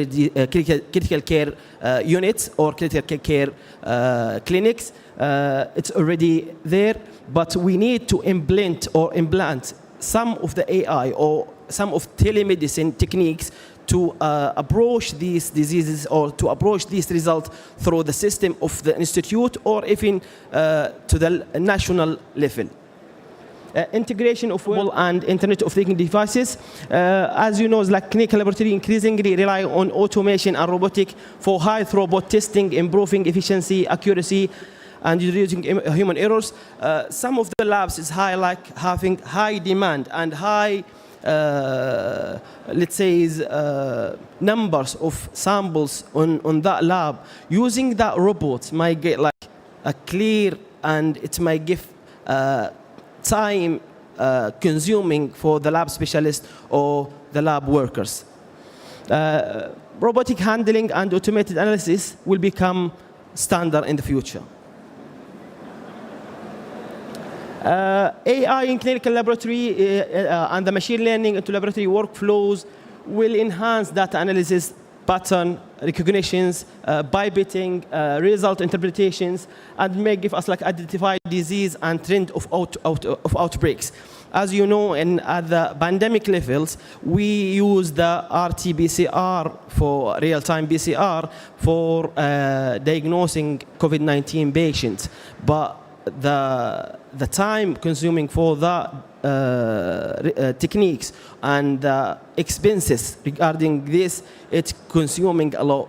But applying AI, which we have done in our study, it's give us a very good result and a very good overview of the patient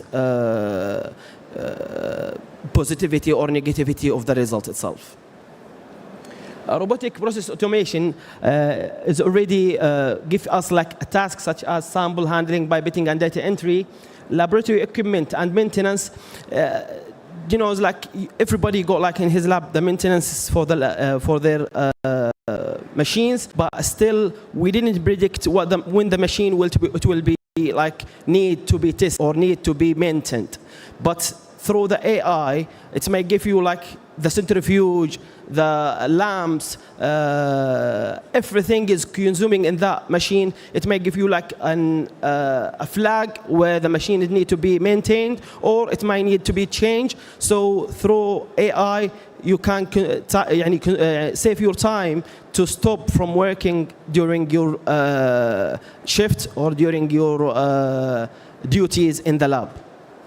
Sample prioritizations based on the urgency or likelihood of containing critical information, ensuring that the most important tests are processed promptly.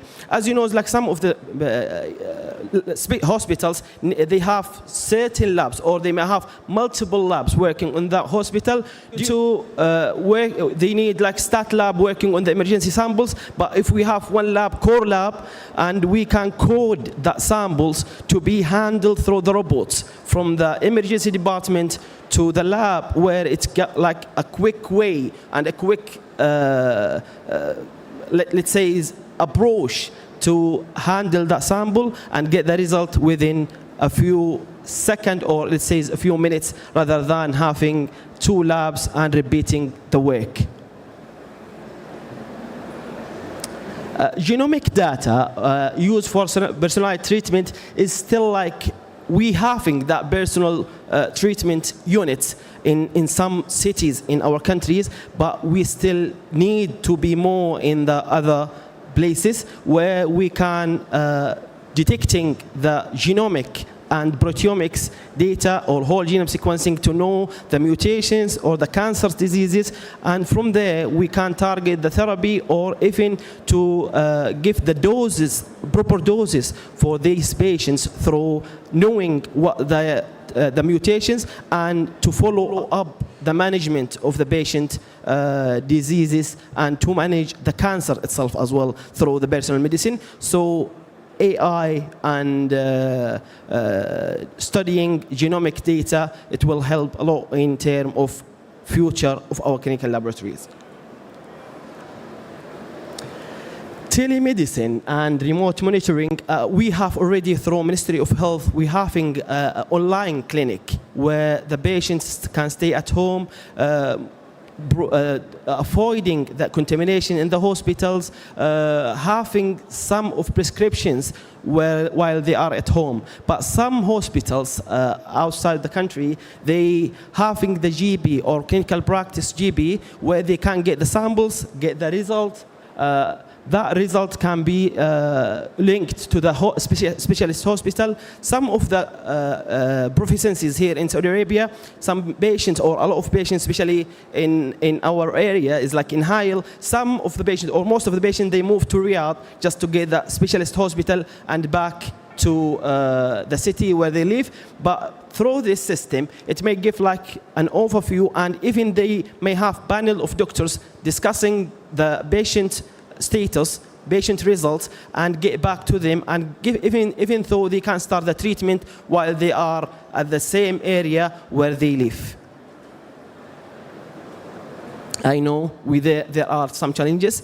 One of the biggest challenges which I have discussed with my students 2 weeks back is job displacement. I know some people will say like, so we will not need, if we have robots and we have everybody, so we are not in need of lab specialists. My point of view, if you agree with me or not, I will say no, we still need more. Why? It's like applying these robots or applying this technique or applying AI in our labs, it will give time for our colleagues to work on research, to work on the things that's not needing AI. AI is not everything. Robots is not everything. They still having troubleshootings. They still have a lot of challenges on that.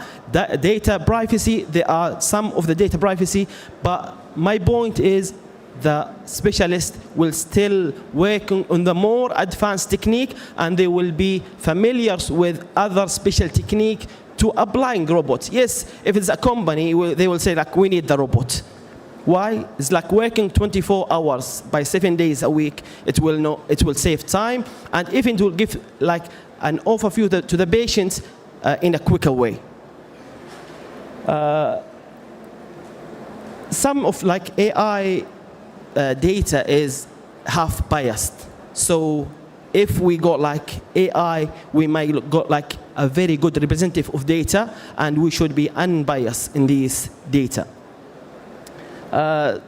As I just mentioned it earlier, cybersecurity is very important as well in AI. So to protect the patient data is very ethically applied in these patients. So we should be care about the cybersecurity. Keeping up to date with rapidly technology, it needs to be a very challenge to the even to the heads and to the policymaker in the institute or hospitals. But overcoming these challenges will require collaborations between scientists, engineers, policymakers, and other stakeholders involved in developing and implementing AI solution for lab technology. Moving to our contributions, we have working on hematological profile. From our CBC, we can predict whether the patients got COVID-19 positive or not. Believe it or not, there are precise results we get from a pilot study we are working on, where the patients, actually we started at the beginning of pandemic, so we can get the control patients and the COVID positive patients. At the beginning, we struggle with collecting the patient samples, but at the end we get like a very good result of 3 models technique of AI applying on CBC only and CBC plus differential, and we have got like a very huge differences between them. As you know, like some of the AI technique has been used in chest X-ray. So chest, but the X-rays, they can predict whether the patients got infections or not, but exposing the patient to radiation is still risky.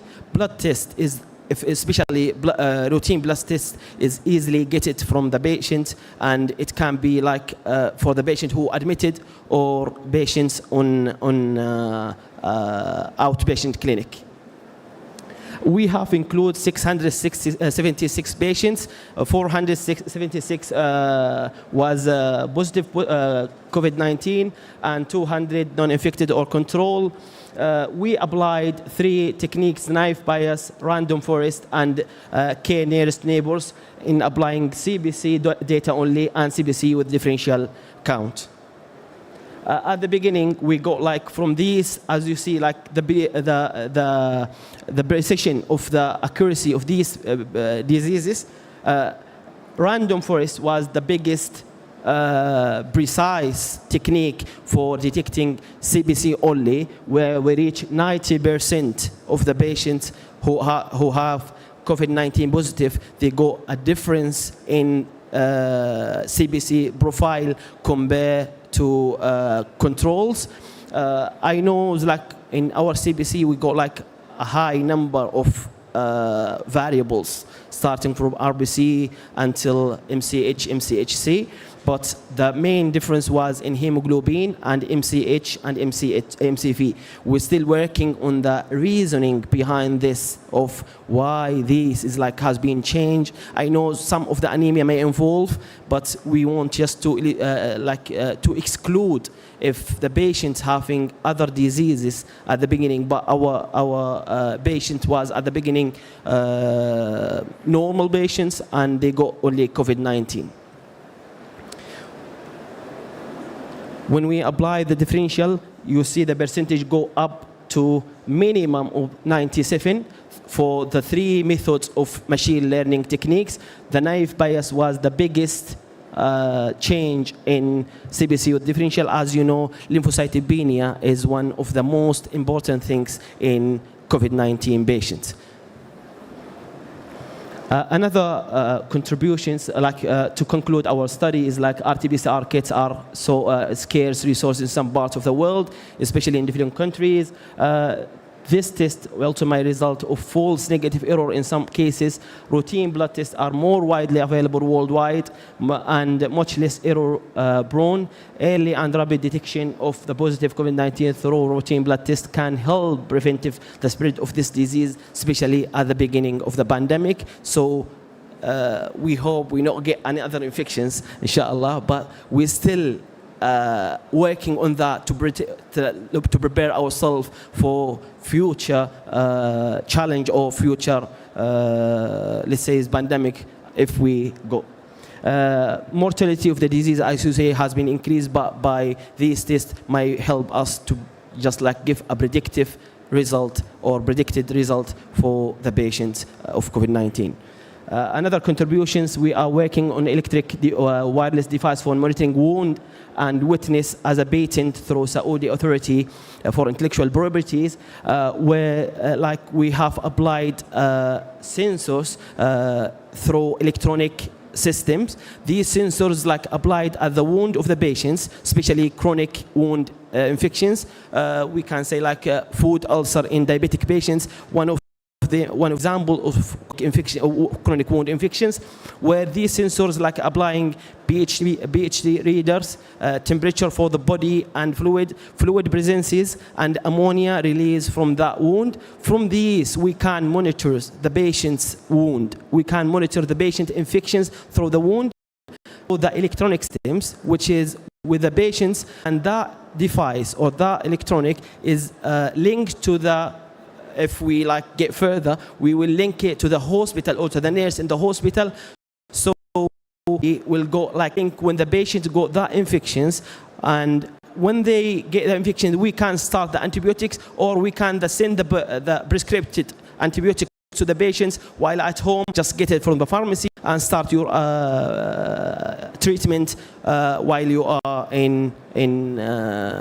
at home. This is kind of or type of using telemedicine in the clinical laboratory or in diagnosing clinical laboratories. I know some of the microbiologists will say like, how can you detect which kind of bacteria to apply the antibiotics? But from our overview, we can get like the pH ammonia level and water and the temperature. From these, we are working now to identify whether the bacteria is like Staphylococcus aureus is releasing a high amount of ammonia gas in the wound. So if the gas of ammonia has giving us a very high read, we will start the antibiotics for the bacteria to stop it at the beginning, let's say, until the patients got like further diseases or further bacteria. We can send him to the hospital if that need.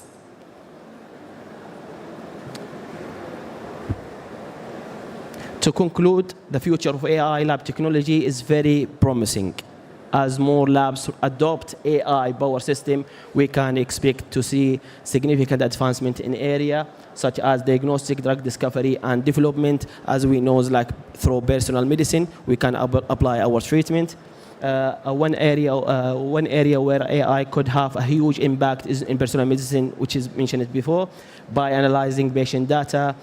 Ultimately, the future of AI lab technology will depend on continuing investment in research and development, but with so many exciting possibilities on the horizon, it's clear that this emerging field has enormous potential to transform how we approach scientific research and discovery. As we said, we can apply our lab specialists in discovering the new techniques. They can discovering a new approach through AI, and they can even apply their researches on the patients, which will be returned back to the community to be beneficial on the data or in the research that being published from our researchers or our colleagues in the labs. Thank you very much. I would like to thank University of Israel for funding our project. Thanks to Dr. Gharbi, Dr. Sabuhi, Prof. Raid, Dr. Reem, and Dr. Abdurrahman, our colleague, University of Hail. And a special thanks for you guys for your attention. And please feel free to ask any questions.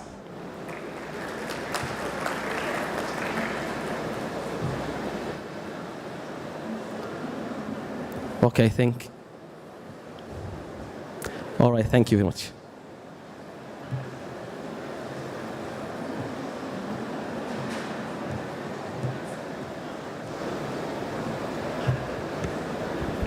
شكرا دكتور نايف for the nice talk and for sticking with the time.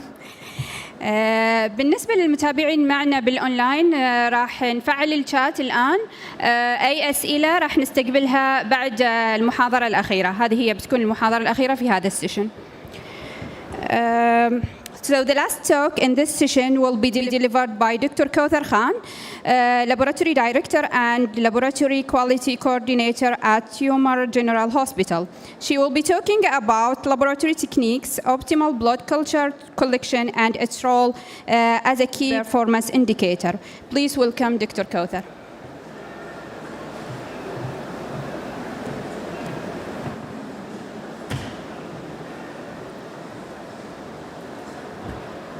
Good afternoon, everybody. I'm Dr. Kauthar. I'm an MD in microbiology. I happen to be a lab director at Tumor General Hospital, around 100 kilometers from here. But today, I've kept my PPT nameless because I want to represent all the microbiologists, not only in the kingdom, but everywhere, because of something that... How do we go ahead with this?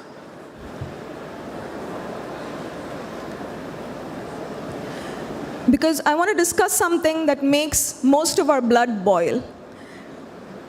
As we know, sepsis happens to be one of the most critical diseases that we see. The highest mortality that we encounter as a clinician happens to be sepsis, bloodstream infections, and it happens to be one of the leading causes of readmissions. Now, does this septicemia have a diagnosis? Can we diagnose it? Absolutely. Blood culture happens to be a gold standard, right? There is a diagnosis that can be done, and not only blood culture gives you a diagnosis, it also gives you an antibiogram with which you can treat your patients. So what's the problem? Why are we worried? Why are we upset? Because of a couple of things and false reporting, and the number of false reports, can you believe it? Out of 100 reports that are released, 1/3 happen to be false reports because of contamination. So this kind of, what happens? Today we're going to discuss the impact of false reporting, the impact that it has on the patient and the facility, and how do we reduce this contamination to an international standard? And also, what is the technique? What is the optimal technique that we can utilize which will significantly, immediately, and sustainably? Because that's something that's very important. We're not going to do something which is going to give you results for a day and then come back to normal. All right? So, like I said, sepsis, one of the #1 causes of death in our hospital setup. One of the key diagnostic tools, blood culture, helps us to identify bacteria as well as fungi, gives you an antimicrobial pattern on how to treat. But when a blood culture gets contaminated, and there can be many reasons for contamination, how do we identify it? Well, first of all, what is a contaminated blood culture? A doctor normally orders for multiple sets of blood culture. So when you get only one set which has a positive commensal growing in it, this is known as a contaminant. All right? So, and this commensal is not present in the patient's bloodstream. So now I want to ask, how did this commensal or this bacteria, which is not present in the patient's bloodstream, end up in a blood culture bottle? Well, this is because of faulty techniques. This commensal is something that was present on either the patient's skin, in the environment, or on the equipment that was being used. So once this commensal enters into the bloodstream, irrespective, though it's a non-pathogen, it's going to be positive by automated systems as well as manual systems. So once this happens, it becomes the priority of the microbiologist. They have to carefully evaluate each and every case. If it's a pathogen, of course, it is released as a positive growth and the whole workup is done. But sometimes you have some organisms which may be a commensal, in some cases, which are a part of our normal flora, all right? For example, like your viridans streptococci, alpha hemolytic streptococci, enterococci, which are normally present on our flora, but if they are seen in patients having some kind of a prosthesis, it can either be a joint prosthesis, a vascular graft, or prosthetic devices, then in these cases, even if it's a commensal, it has to be taken very seriously. So very careful reporting. Then of course, our favorite, staph epidermidis, diphtheroids, bacillus, not the Bacillus anthracis, but the Bacillus species, and the micrococci. These are the most commonly encountered contaminants or commensals which are seen in most of our blood cultures. Now when we talk about these, and when, okay, we encountered a commensal or a contaminant, and unfortunately, unknowingly, the microbiologist or the specialist in the lab releases the report. What happens after that? Once a false positive result is released from the report, irrespective, whatever you write on the report, the doctor is going to start his workup, isn't it? His job is, I got the report from the micro lab. Micro lab said this patient requires this antibiotic. I'm going to start treating this patient. So this misdiagnosed patient is going to be given a multitude of antibiotics, unfortunately, which is going to affect his antibiotic resistance in the future, may give him an acute kidney injury. It's also going to prolong his stay in the hospital, unfortunately, for which he may end up with another kind of problem like risk to hospital-acquired infections, hospital-acquired complications, and even the risk of Clostridium difficile. So just because of one faulty reporting, we are going to be the patient is going to be experiencing all these effects, which other than that, there is going to be a lot of economic impacts also. What is the economic impact? Of course, whenever a patient is hospitalized for a longer period, he is going to be taking up a bed. So the bed management, a patient who could have really deserved to be in the hospital is going to be rejected. The cost of testing, the cost of consultations, all this has to be kept into accord. If the patient is paying from his pocket, Allah with him, otherwise the insurance and the government is all going to be affected. Now we may think that this is just a small problem. No, it costs the government billions of riyals. In countries like the US of A, there is a whole lot of research and strict protocols being followed, unfortunately, whether we talk about a developing country, an underdeveloped country, or the US of A, blood culture contamination is rampant everywhere. It's because of this, surveillance and key performance indicators have come into play. All right? So, surveillance. Alhamdulillah for this. It is our duty as a clinician to immediately inform whenever we have a septicemic case in the ward, whenever we have a positive CLABSI. But because of our faulty reporting and misdiagnosis, what happens? You're giving data which is actually not accurate. And this data can be used, like you all are researchers, you may be ending up using research data which is actually faulty. So this is required. Yani surveillance data is affected. Not only that, the performance indicators.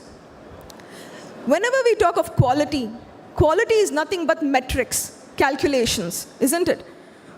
So what is the calculation that is involved with something related to blood culture contamination? There is a formula even for this. It's known as the total number of contaminant cultures divided by the total number of cultures done in a month into 100. So this blood contamination rate, this is enough. This is our index. This is going to indicate that there is a problem in this lab, in this city, in this place at this time. And this can be used very effectively by the microbiologist, by the infection control nurse to enforce strict protocols. Now, there is a target. The target rate is less than 3% as per CLSI guidelines. Unfortunately, you will be surprised to know that most of the hospitals have a present contamination rate of already 7 to 8, even going up to 18%. And it's seasonal. Ramadan comes, it goes even higher. When the vacation starts, goes even higher. When all the staff goes on leave, it goes even higher because they don't have time. So this is something we have to look into. So what is the action that is proposed?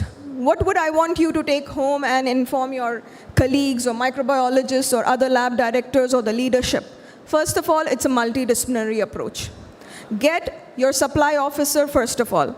Make sure that each and every department in your hospital, especially the nurse in charge, the talabiyah, everybody, they should know how to indent everything. Sterile gloves, the catheters that are required, the sterilizers which we require. See, work cannot be done by imagination, right? So get everything in order, then make a standard plan, an SOP. Once the SOP is prepared, make sure that all your staff is trained. And there is a competency assessment for each and every nurse before they start taking the sample. Pre-analytical workup is extremely important. If you don't do the pre-analytical workup, the sample which you get is obviously going to be faulty. After that, make sure that the microlab starts reviewing each and every sample efficiently as per guidelines and gives correct reports, and also the blood contamination rates are reviewed and they are informed to the units. For example, if I have a problem with the AKU, a lot of contamination coming from there, I have to inform them. I have to also inform which nurse is going to be giving me these kind of samples, so that there is going to be targeted training. We are going to focus on each and every one. Nobody is going to be allowed to relax. Other than that, if you have a very big setup, you can have dedicated phlebotomy teams. Focus on each and every phase, right from the preparation to the collection and assembly. Make sure that each and every person is involved, right from which is the place where the blood is collected, how are you setting it up, what about the patient, how is he being prepared, also the sample handling. Now the responsibility. See, this is one of the main problems. Nobody wants to take the responsibility. When they call up from the Muduriya and they say, the rate of blood contamination is very high in your hospital, each one puts the blame on the other one. We don't know. Well, first of all, the responsibility, I'm not telling this because I'm a microbiologist, but yes, it does not start directly from the lab. It starts right from the request. Start with the request and the nurses. And as I told you, it's a multidisciplinary effort. Each and every person has to be involved, right from the leadership. They have to give you the funds to bring all your things in. They have to give you adequate staff. If you have only one nurse for 8 patients, she's not going to do you justice, right? So start right from the start to the finish. We need everybody involved. It's not going to be a cat and mouse game. We're going to help each other. As a microbiologist, I'm going to give you good feedback. I'm going to inform you. Where is your problem? Which departments are affected? Give targeted training in those departments. At the same time, I want you to improve yourself. And you're going to come back to me with good collected samples, and I'm going to give quality reports. And inshallah, the blood contamination rate is going to come down. So we are going to make an effort that we have to do this. So I told you, it starts right from the request, right? So what I expect is, I want each and every clinician, if there are clinicians here or listening to me, please do not be satisfied with one set of blood cultures. I have seen that very commonly over here, unfortunately, that is just write blood culture and finish. The day is done. Always request for 2 sets of blood cultures from 2 different venae puncture sets. This is the only way you're going to actually know whether this patient has a problem or not. All right? Next, make sure that the nurse is never going to take 2 aerobic bottles and satisfy herself. I did 2. No. A set means always an aerobic and an anaerobic bottle, because we want to check for both aerobic organisms and anaerobes. right? And for a pedia, because the babies are smaller, they cannot give us that much of blood, we're going to stick with aerobic bottles in the Pediasure bottle, right? In adults, we recommend 8 to 10 ml, and for pediatric, at least 1 to 4 ml of blood. Why am I telling you this? Does it really matter? Yes. Optimal filling of volume, optimal filling of blood will change your report. Okay, for every 1 ml extra of blood that you receive, your report is going to be more accurate by 3 to 5% because it increases the sensitivity. All right? So, I heard this. I'm going to put as much as I can. Is that required? No. And why is this connected to my topic? If you underfill a bottle, you're going to report false negative result because you're going to get a faulty result. If you overfill the bottle, there is a mark. Well, I don't know how to use. If you overfill the bottle, you're going to have a false positive result. And if you underfill, you're going to have a false negative. And our idea here is to have the correct amount. So there is a marking over there on the bottles. Make sure that the optimal amount is collected. And make it a point as a clinician, as a microbiologist, if you, or even as the lab technician or the staff who receives the samples, if you feel that the samples which you received are faulty, send them back immediately. Don't unnecessarily process them, or write it down in your report that this, with a disclaimer, you will release your results with a disclaimer.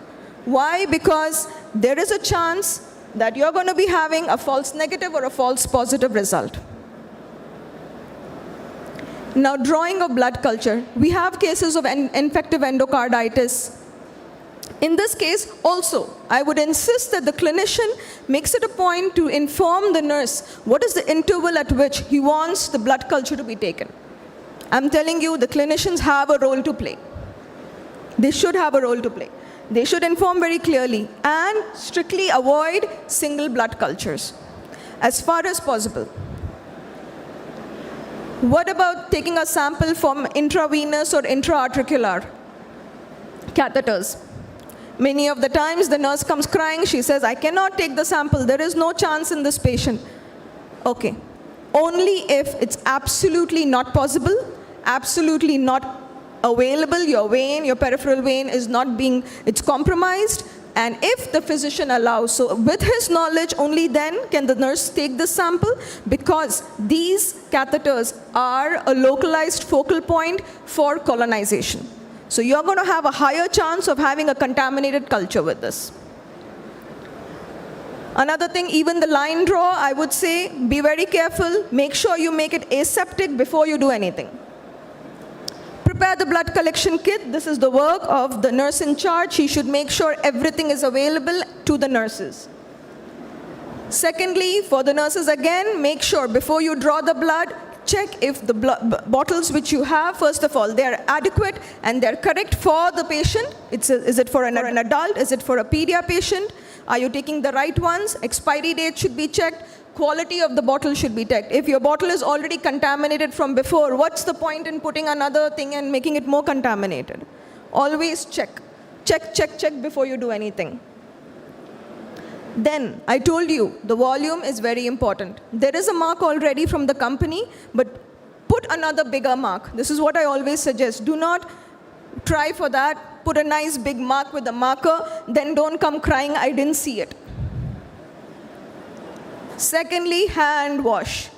How many times the infection control lady will go around telling everybody, do hand wash, but do we actually do it? Do all of us know how to do our hand wash properly?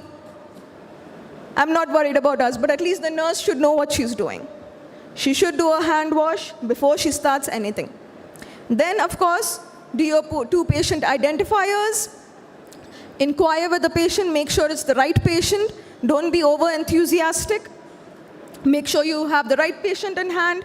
Be cordial, take her consent, explain the procedure, and then start to take your draw. Before taking your draw, this is another very important step. Your bottles, whether they are from the Bactec company or BD or Satec, all have a rubber capper on top.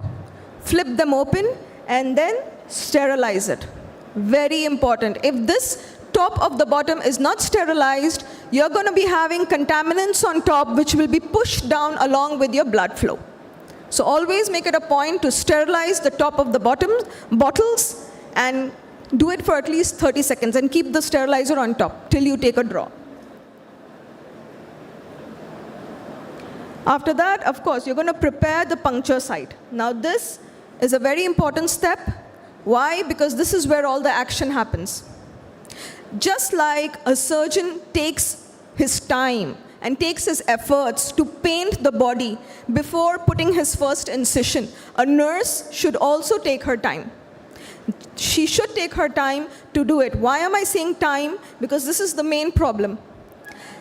You have to use, first of all, something known as povidone iodine or tincture iodine. Tincture iodine works very fast. 30 seconds and the work is done. But it's unfortunately not available in most of the places because it has allergic reactions with the skin. What's available? Povidone. Unfortunately, this has a contact period of 2 minutes. Now you may think it's only 2 minutes, but you ask the nurse when she's in front of the patient, she doesn't want to stand there for 2 minutes.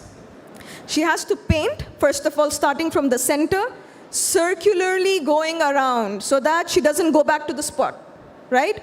And then she has to leave it there for it to dry. 2 complete minutes. If that contact time is not given to the povidone iodine, it's not going to kill any of the GPCs on top. The commensals, the micrococci, staph epidermidis are just going to stay there. Once that's done, and one more thing, no blowing on that, no fanning it, no. We are going to wait. Because a blood culture report takes 5 days to come, a negative report, right? So if we waste 2 minutes, it's not going to kill us. We're going to wait for 2 minutes till it has its time with the body and kills all the bacteria, then we go in for the second step. This is very important. Why? Because normally, I have seen myself, we just do the little scrub with the alcohol thing that we are giving an injection and finish it off. No. Povidone iodine, after that, you're going to scrub vigorously with chlorhexidine or Chloroprep. So these 2 steps are essential. Once this is done, now your patient is sterile, and if you ever want to palpate, and nobody is going to touch or palpate the vein again, if you want to do it again, you have to put on sterile gloves. All right, and if anybody tries to palpate with non-sterile, now you might be surprised, why am I saying sterile, non-sterile gloves? Well, in the hospitals, we actually have sterile gloves and non-sterile in the boxes. So this is very important for us. Now, blood culture is always the first sample which is taken, followed by the other samples. All right, so this has to be remembered. Next. Always check for the patient, say thank you very much, and are you okay, everything, and then we send them off. After that, inoculation.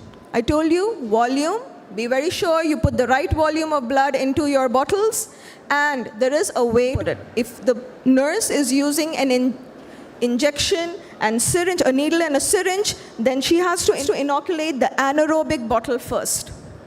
All right? But if they're using a winged blood collection set, then they will be inoculating the aerobic bottle first. All right, so also keep this into account. The nurse has to be educated about this.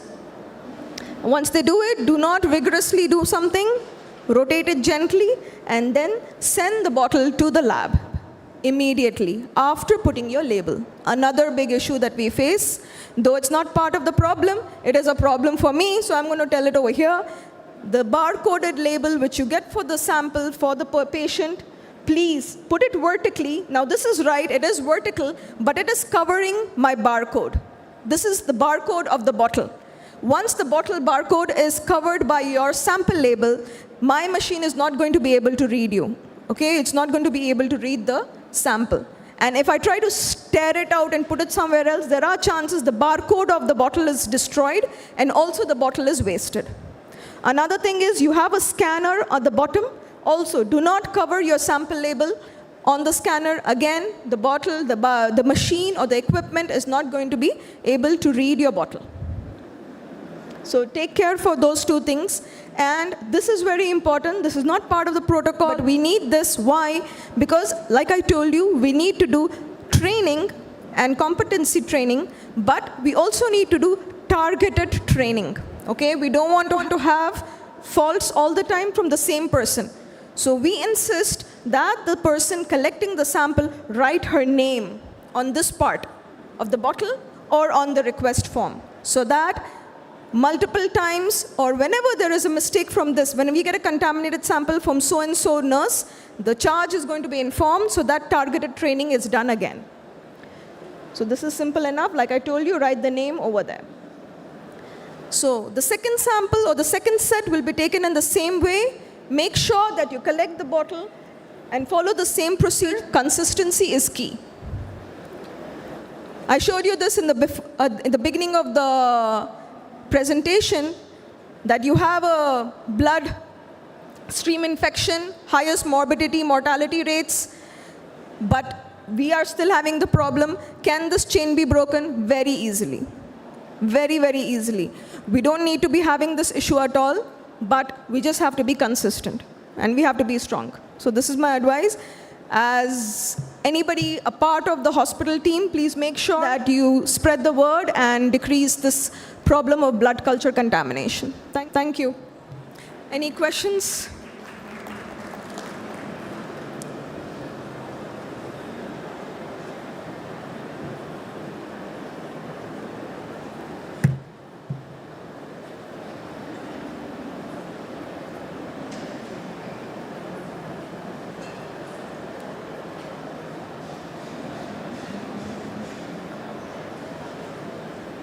I think we can take.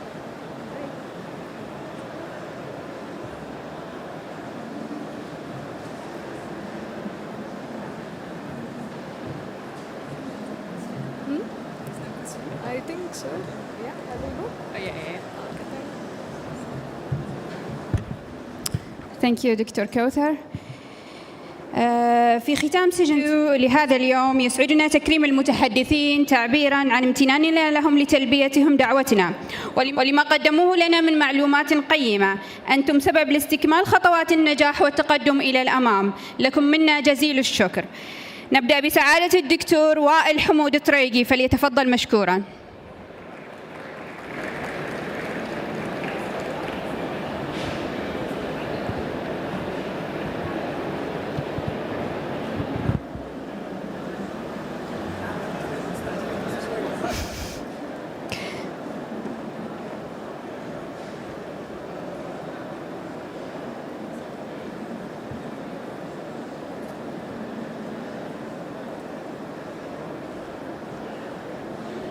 دكتور وائل.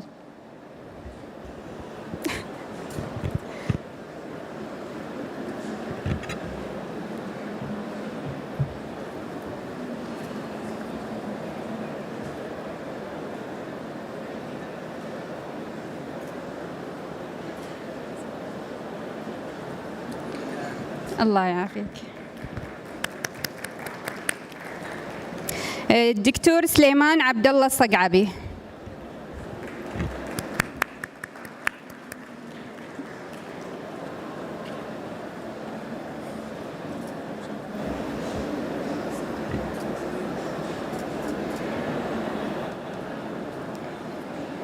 دكتور محمد عبد الله السويد.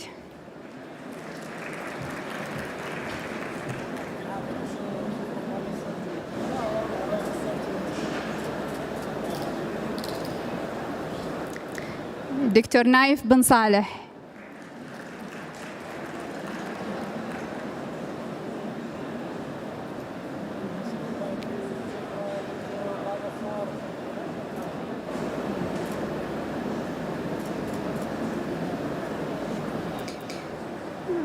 وأخيراً الدكتورة كوثر خان.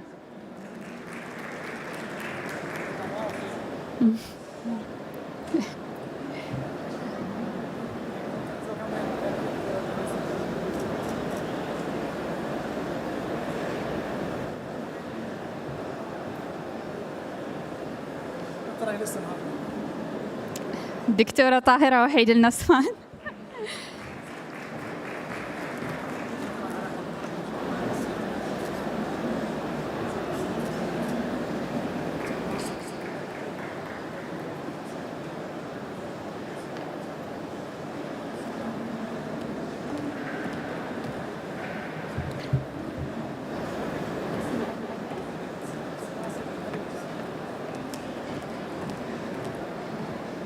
دكتور علي بن ناصر الجار الله لافتتاح المعرض، فليتفضل مشكورا.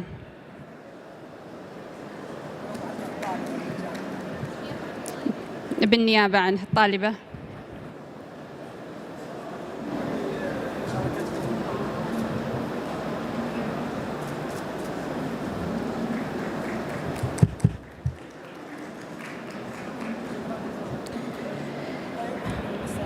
أيها الحضور الكريم، إلى هنا قد انتهينا محاضراتنا لهذا السيشن.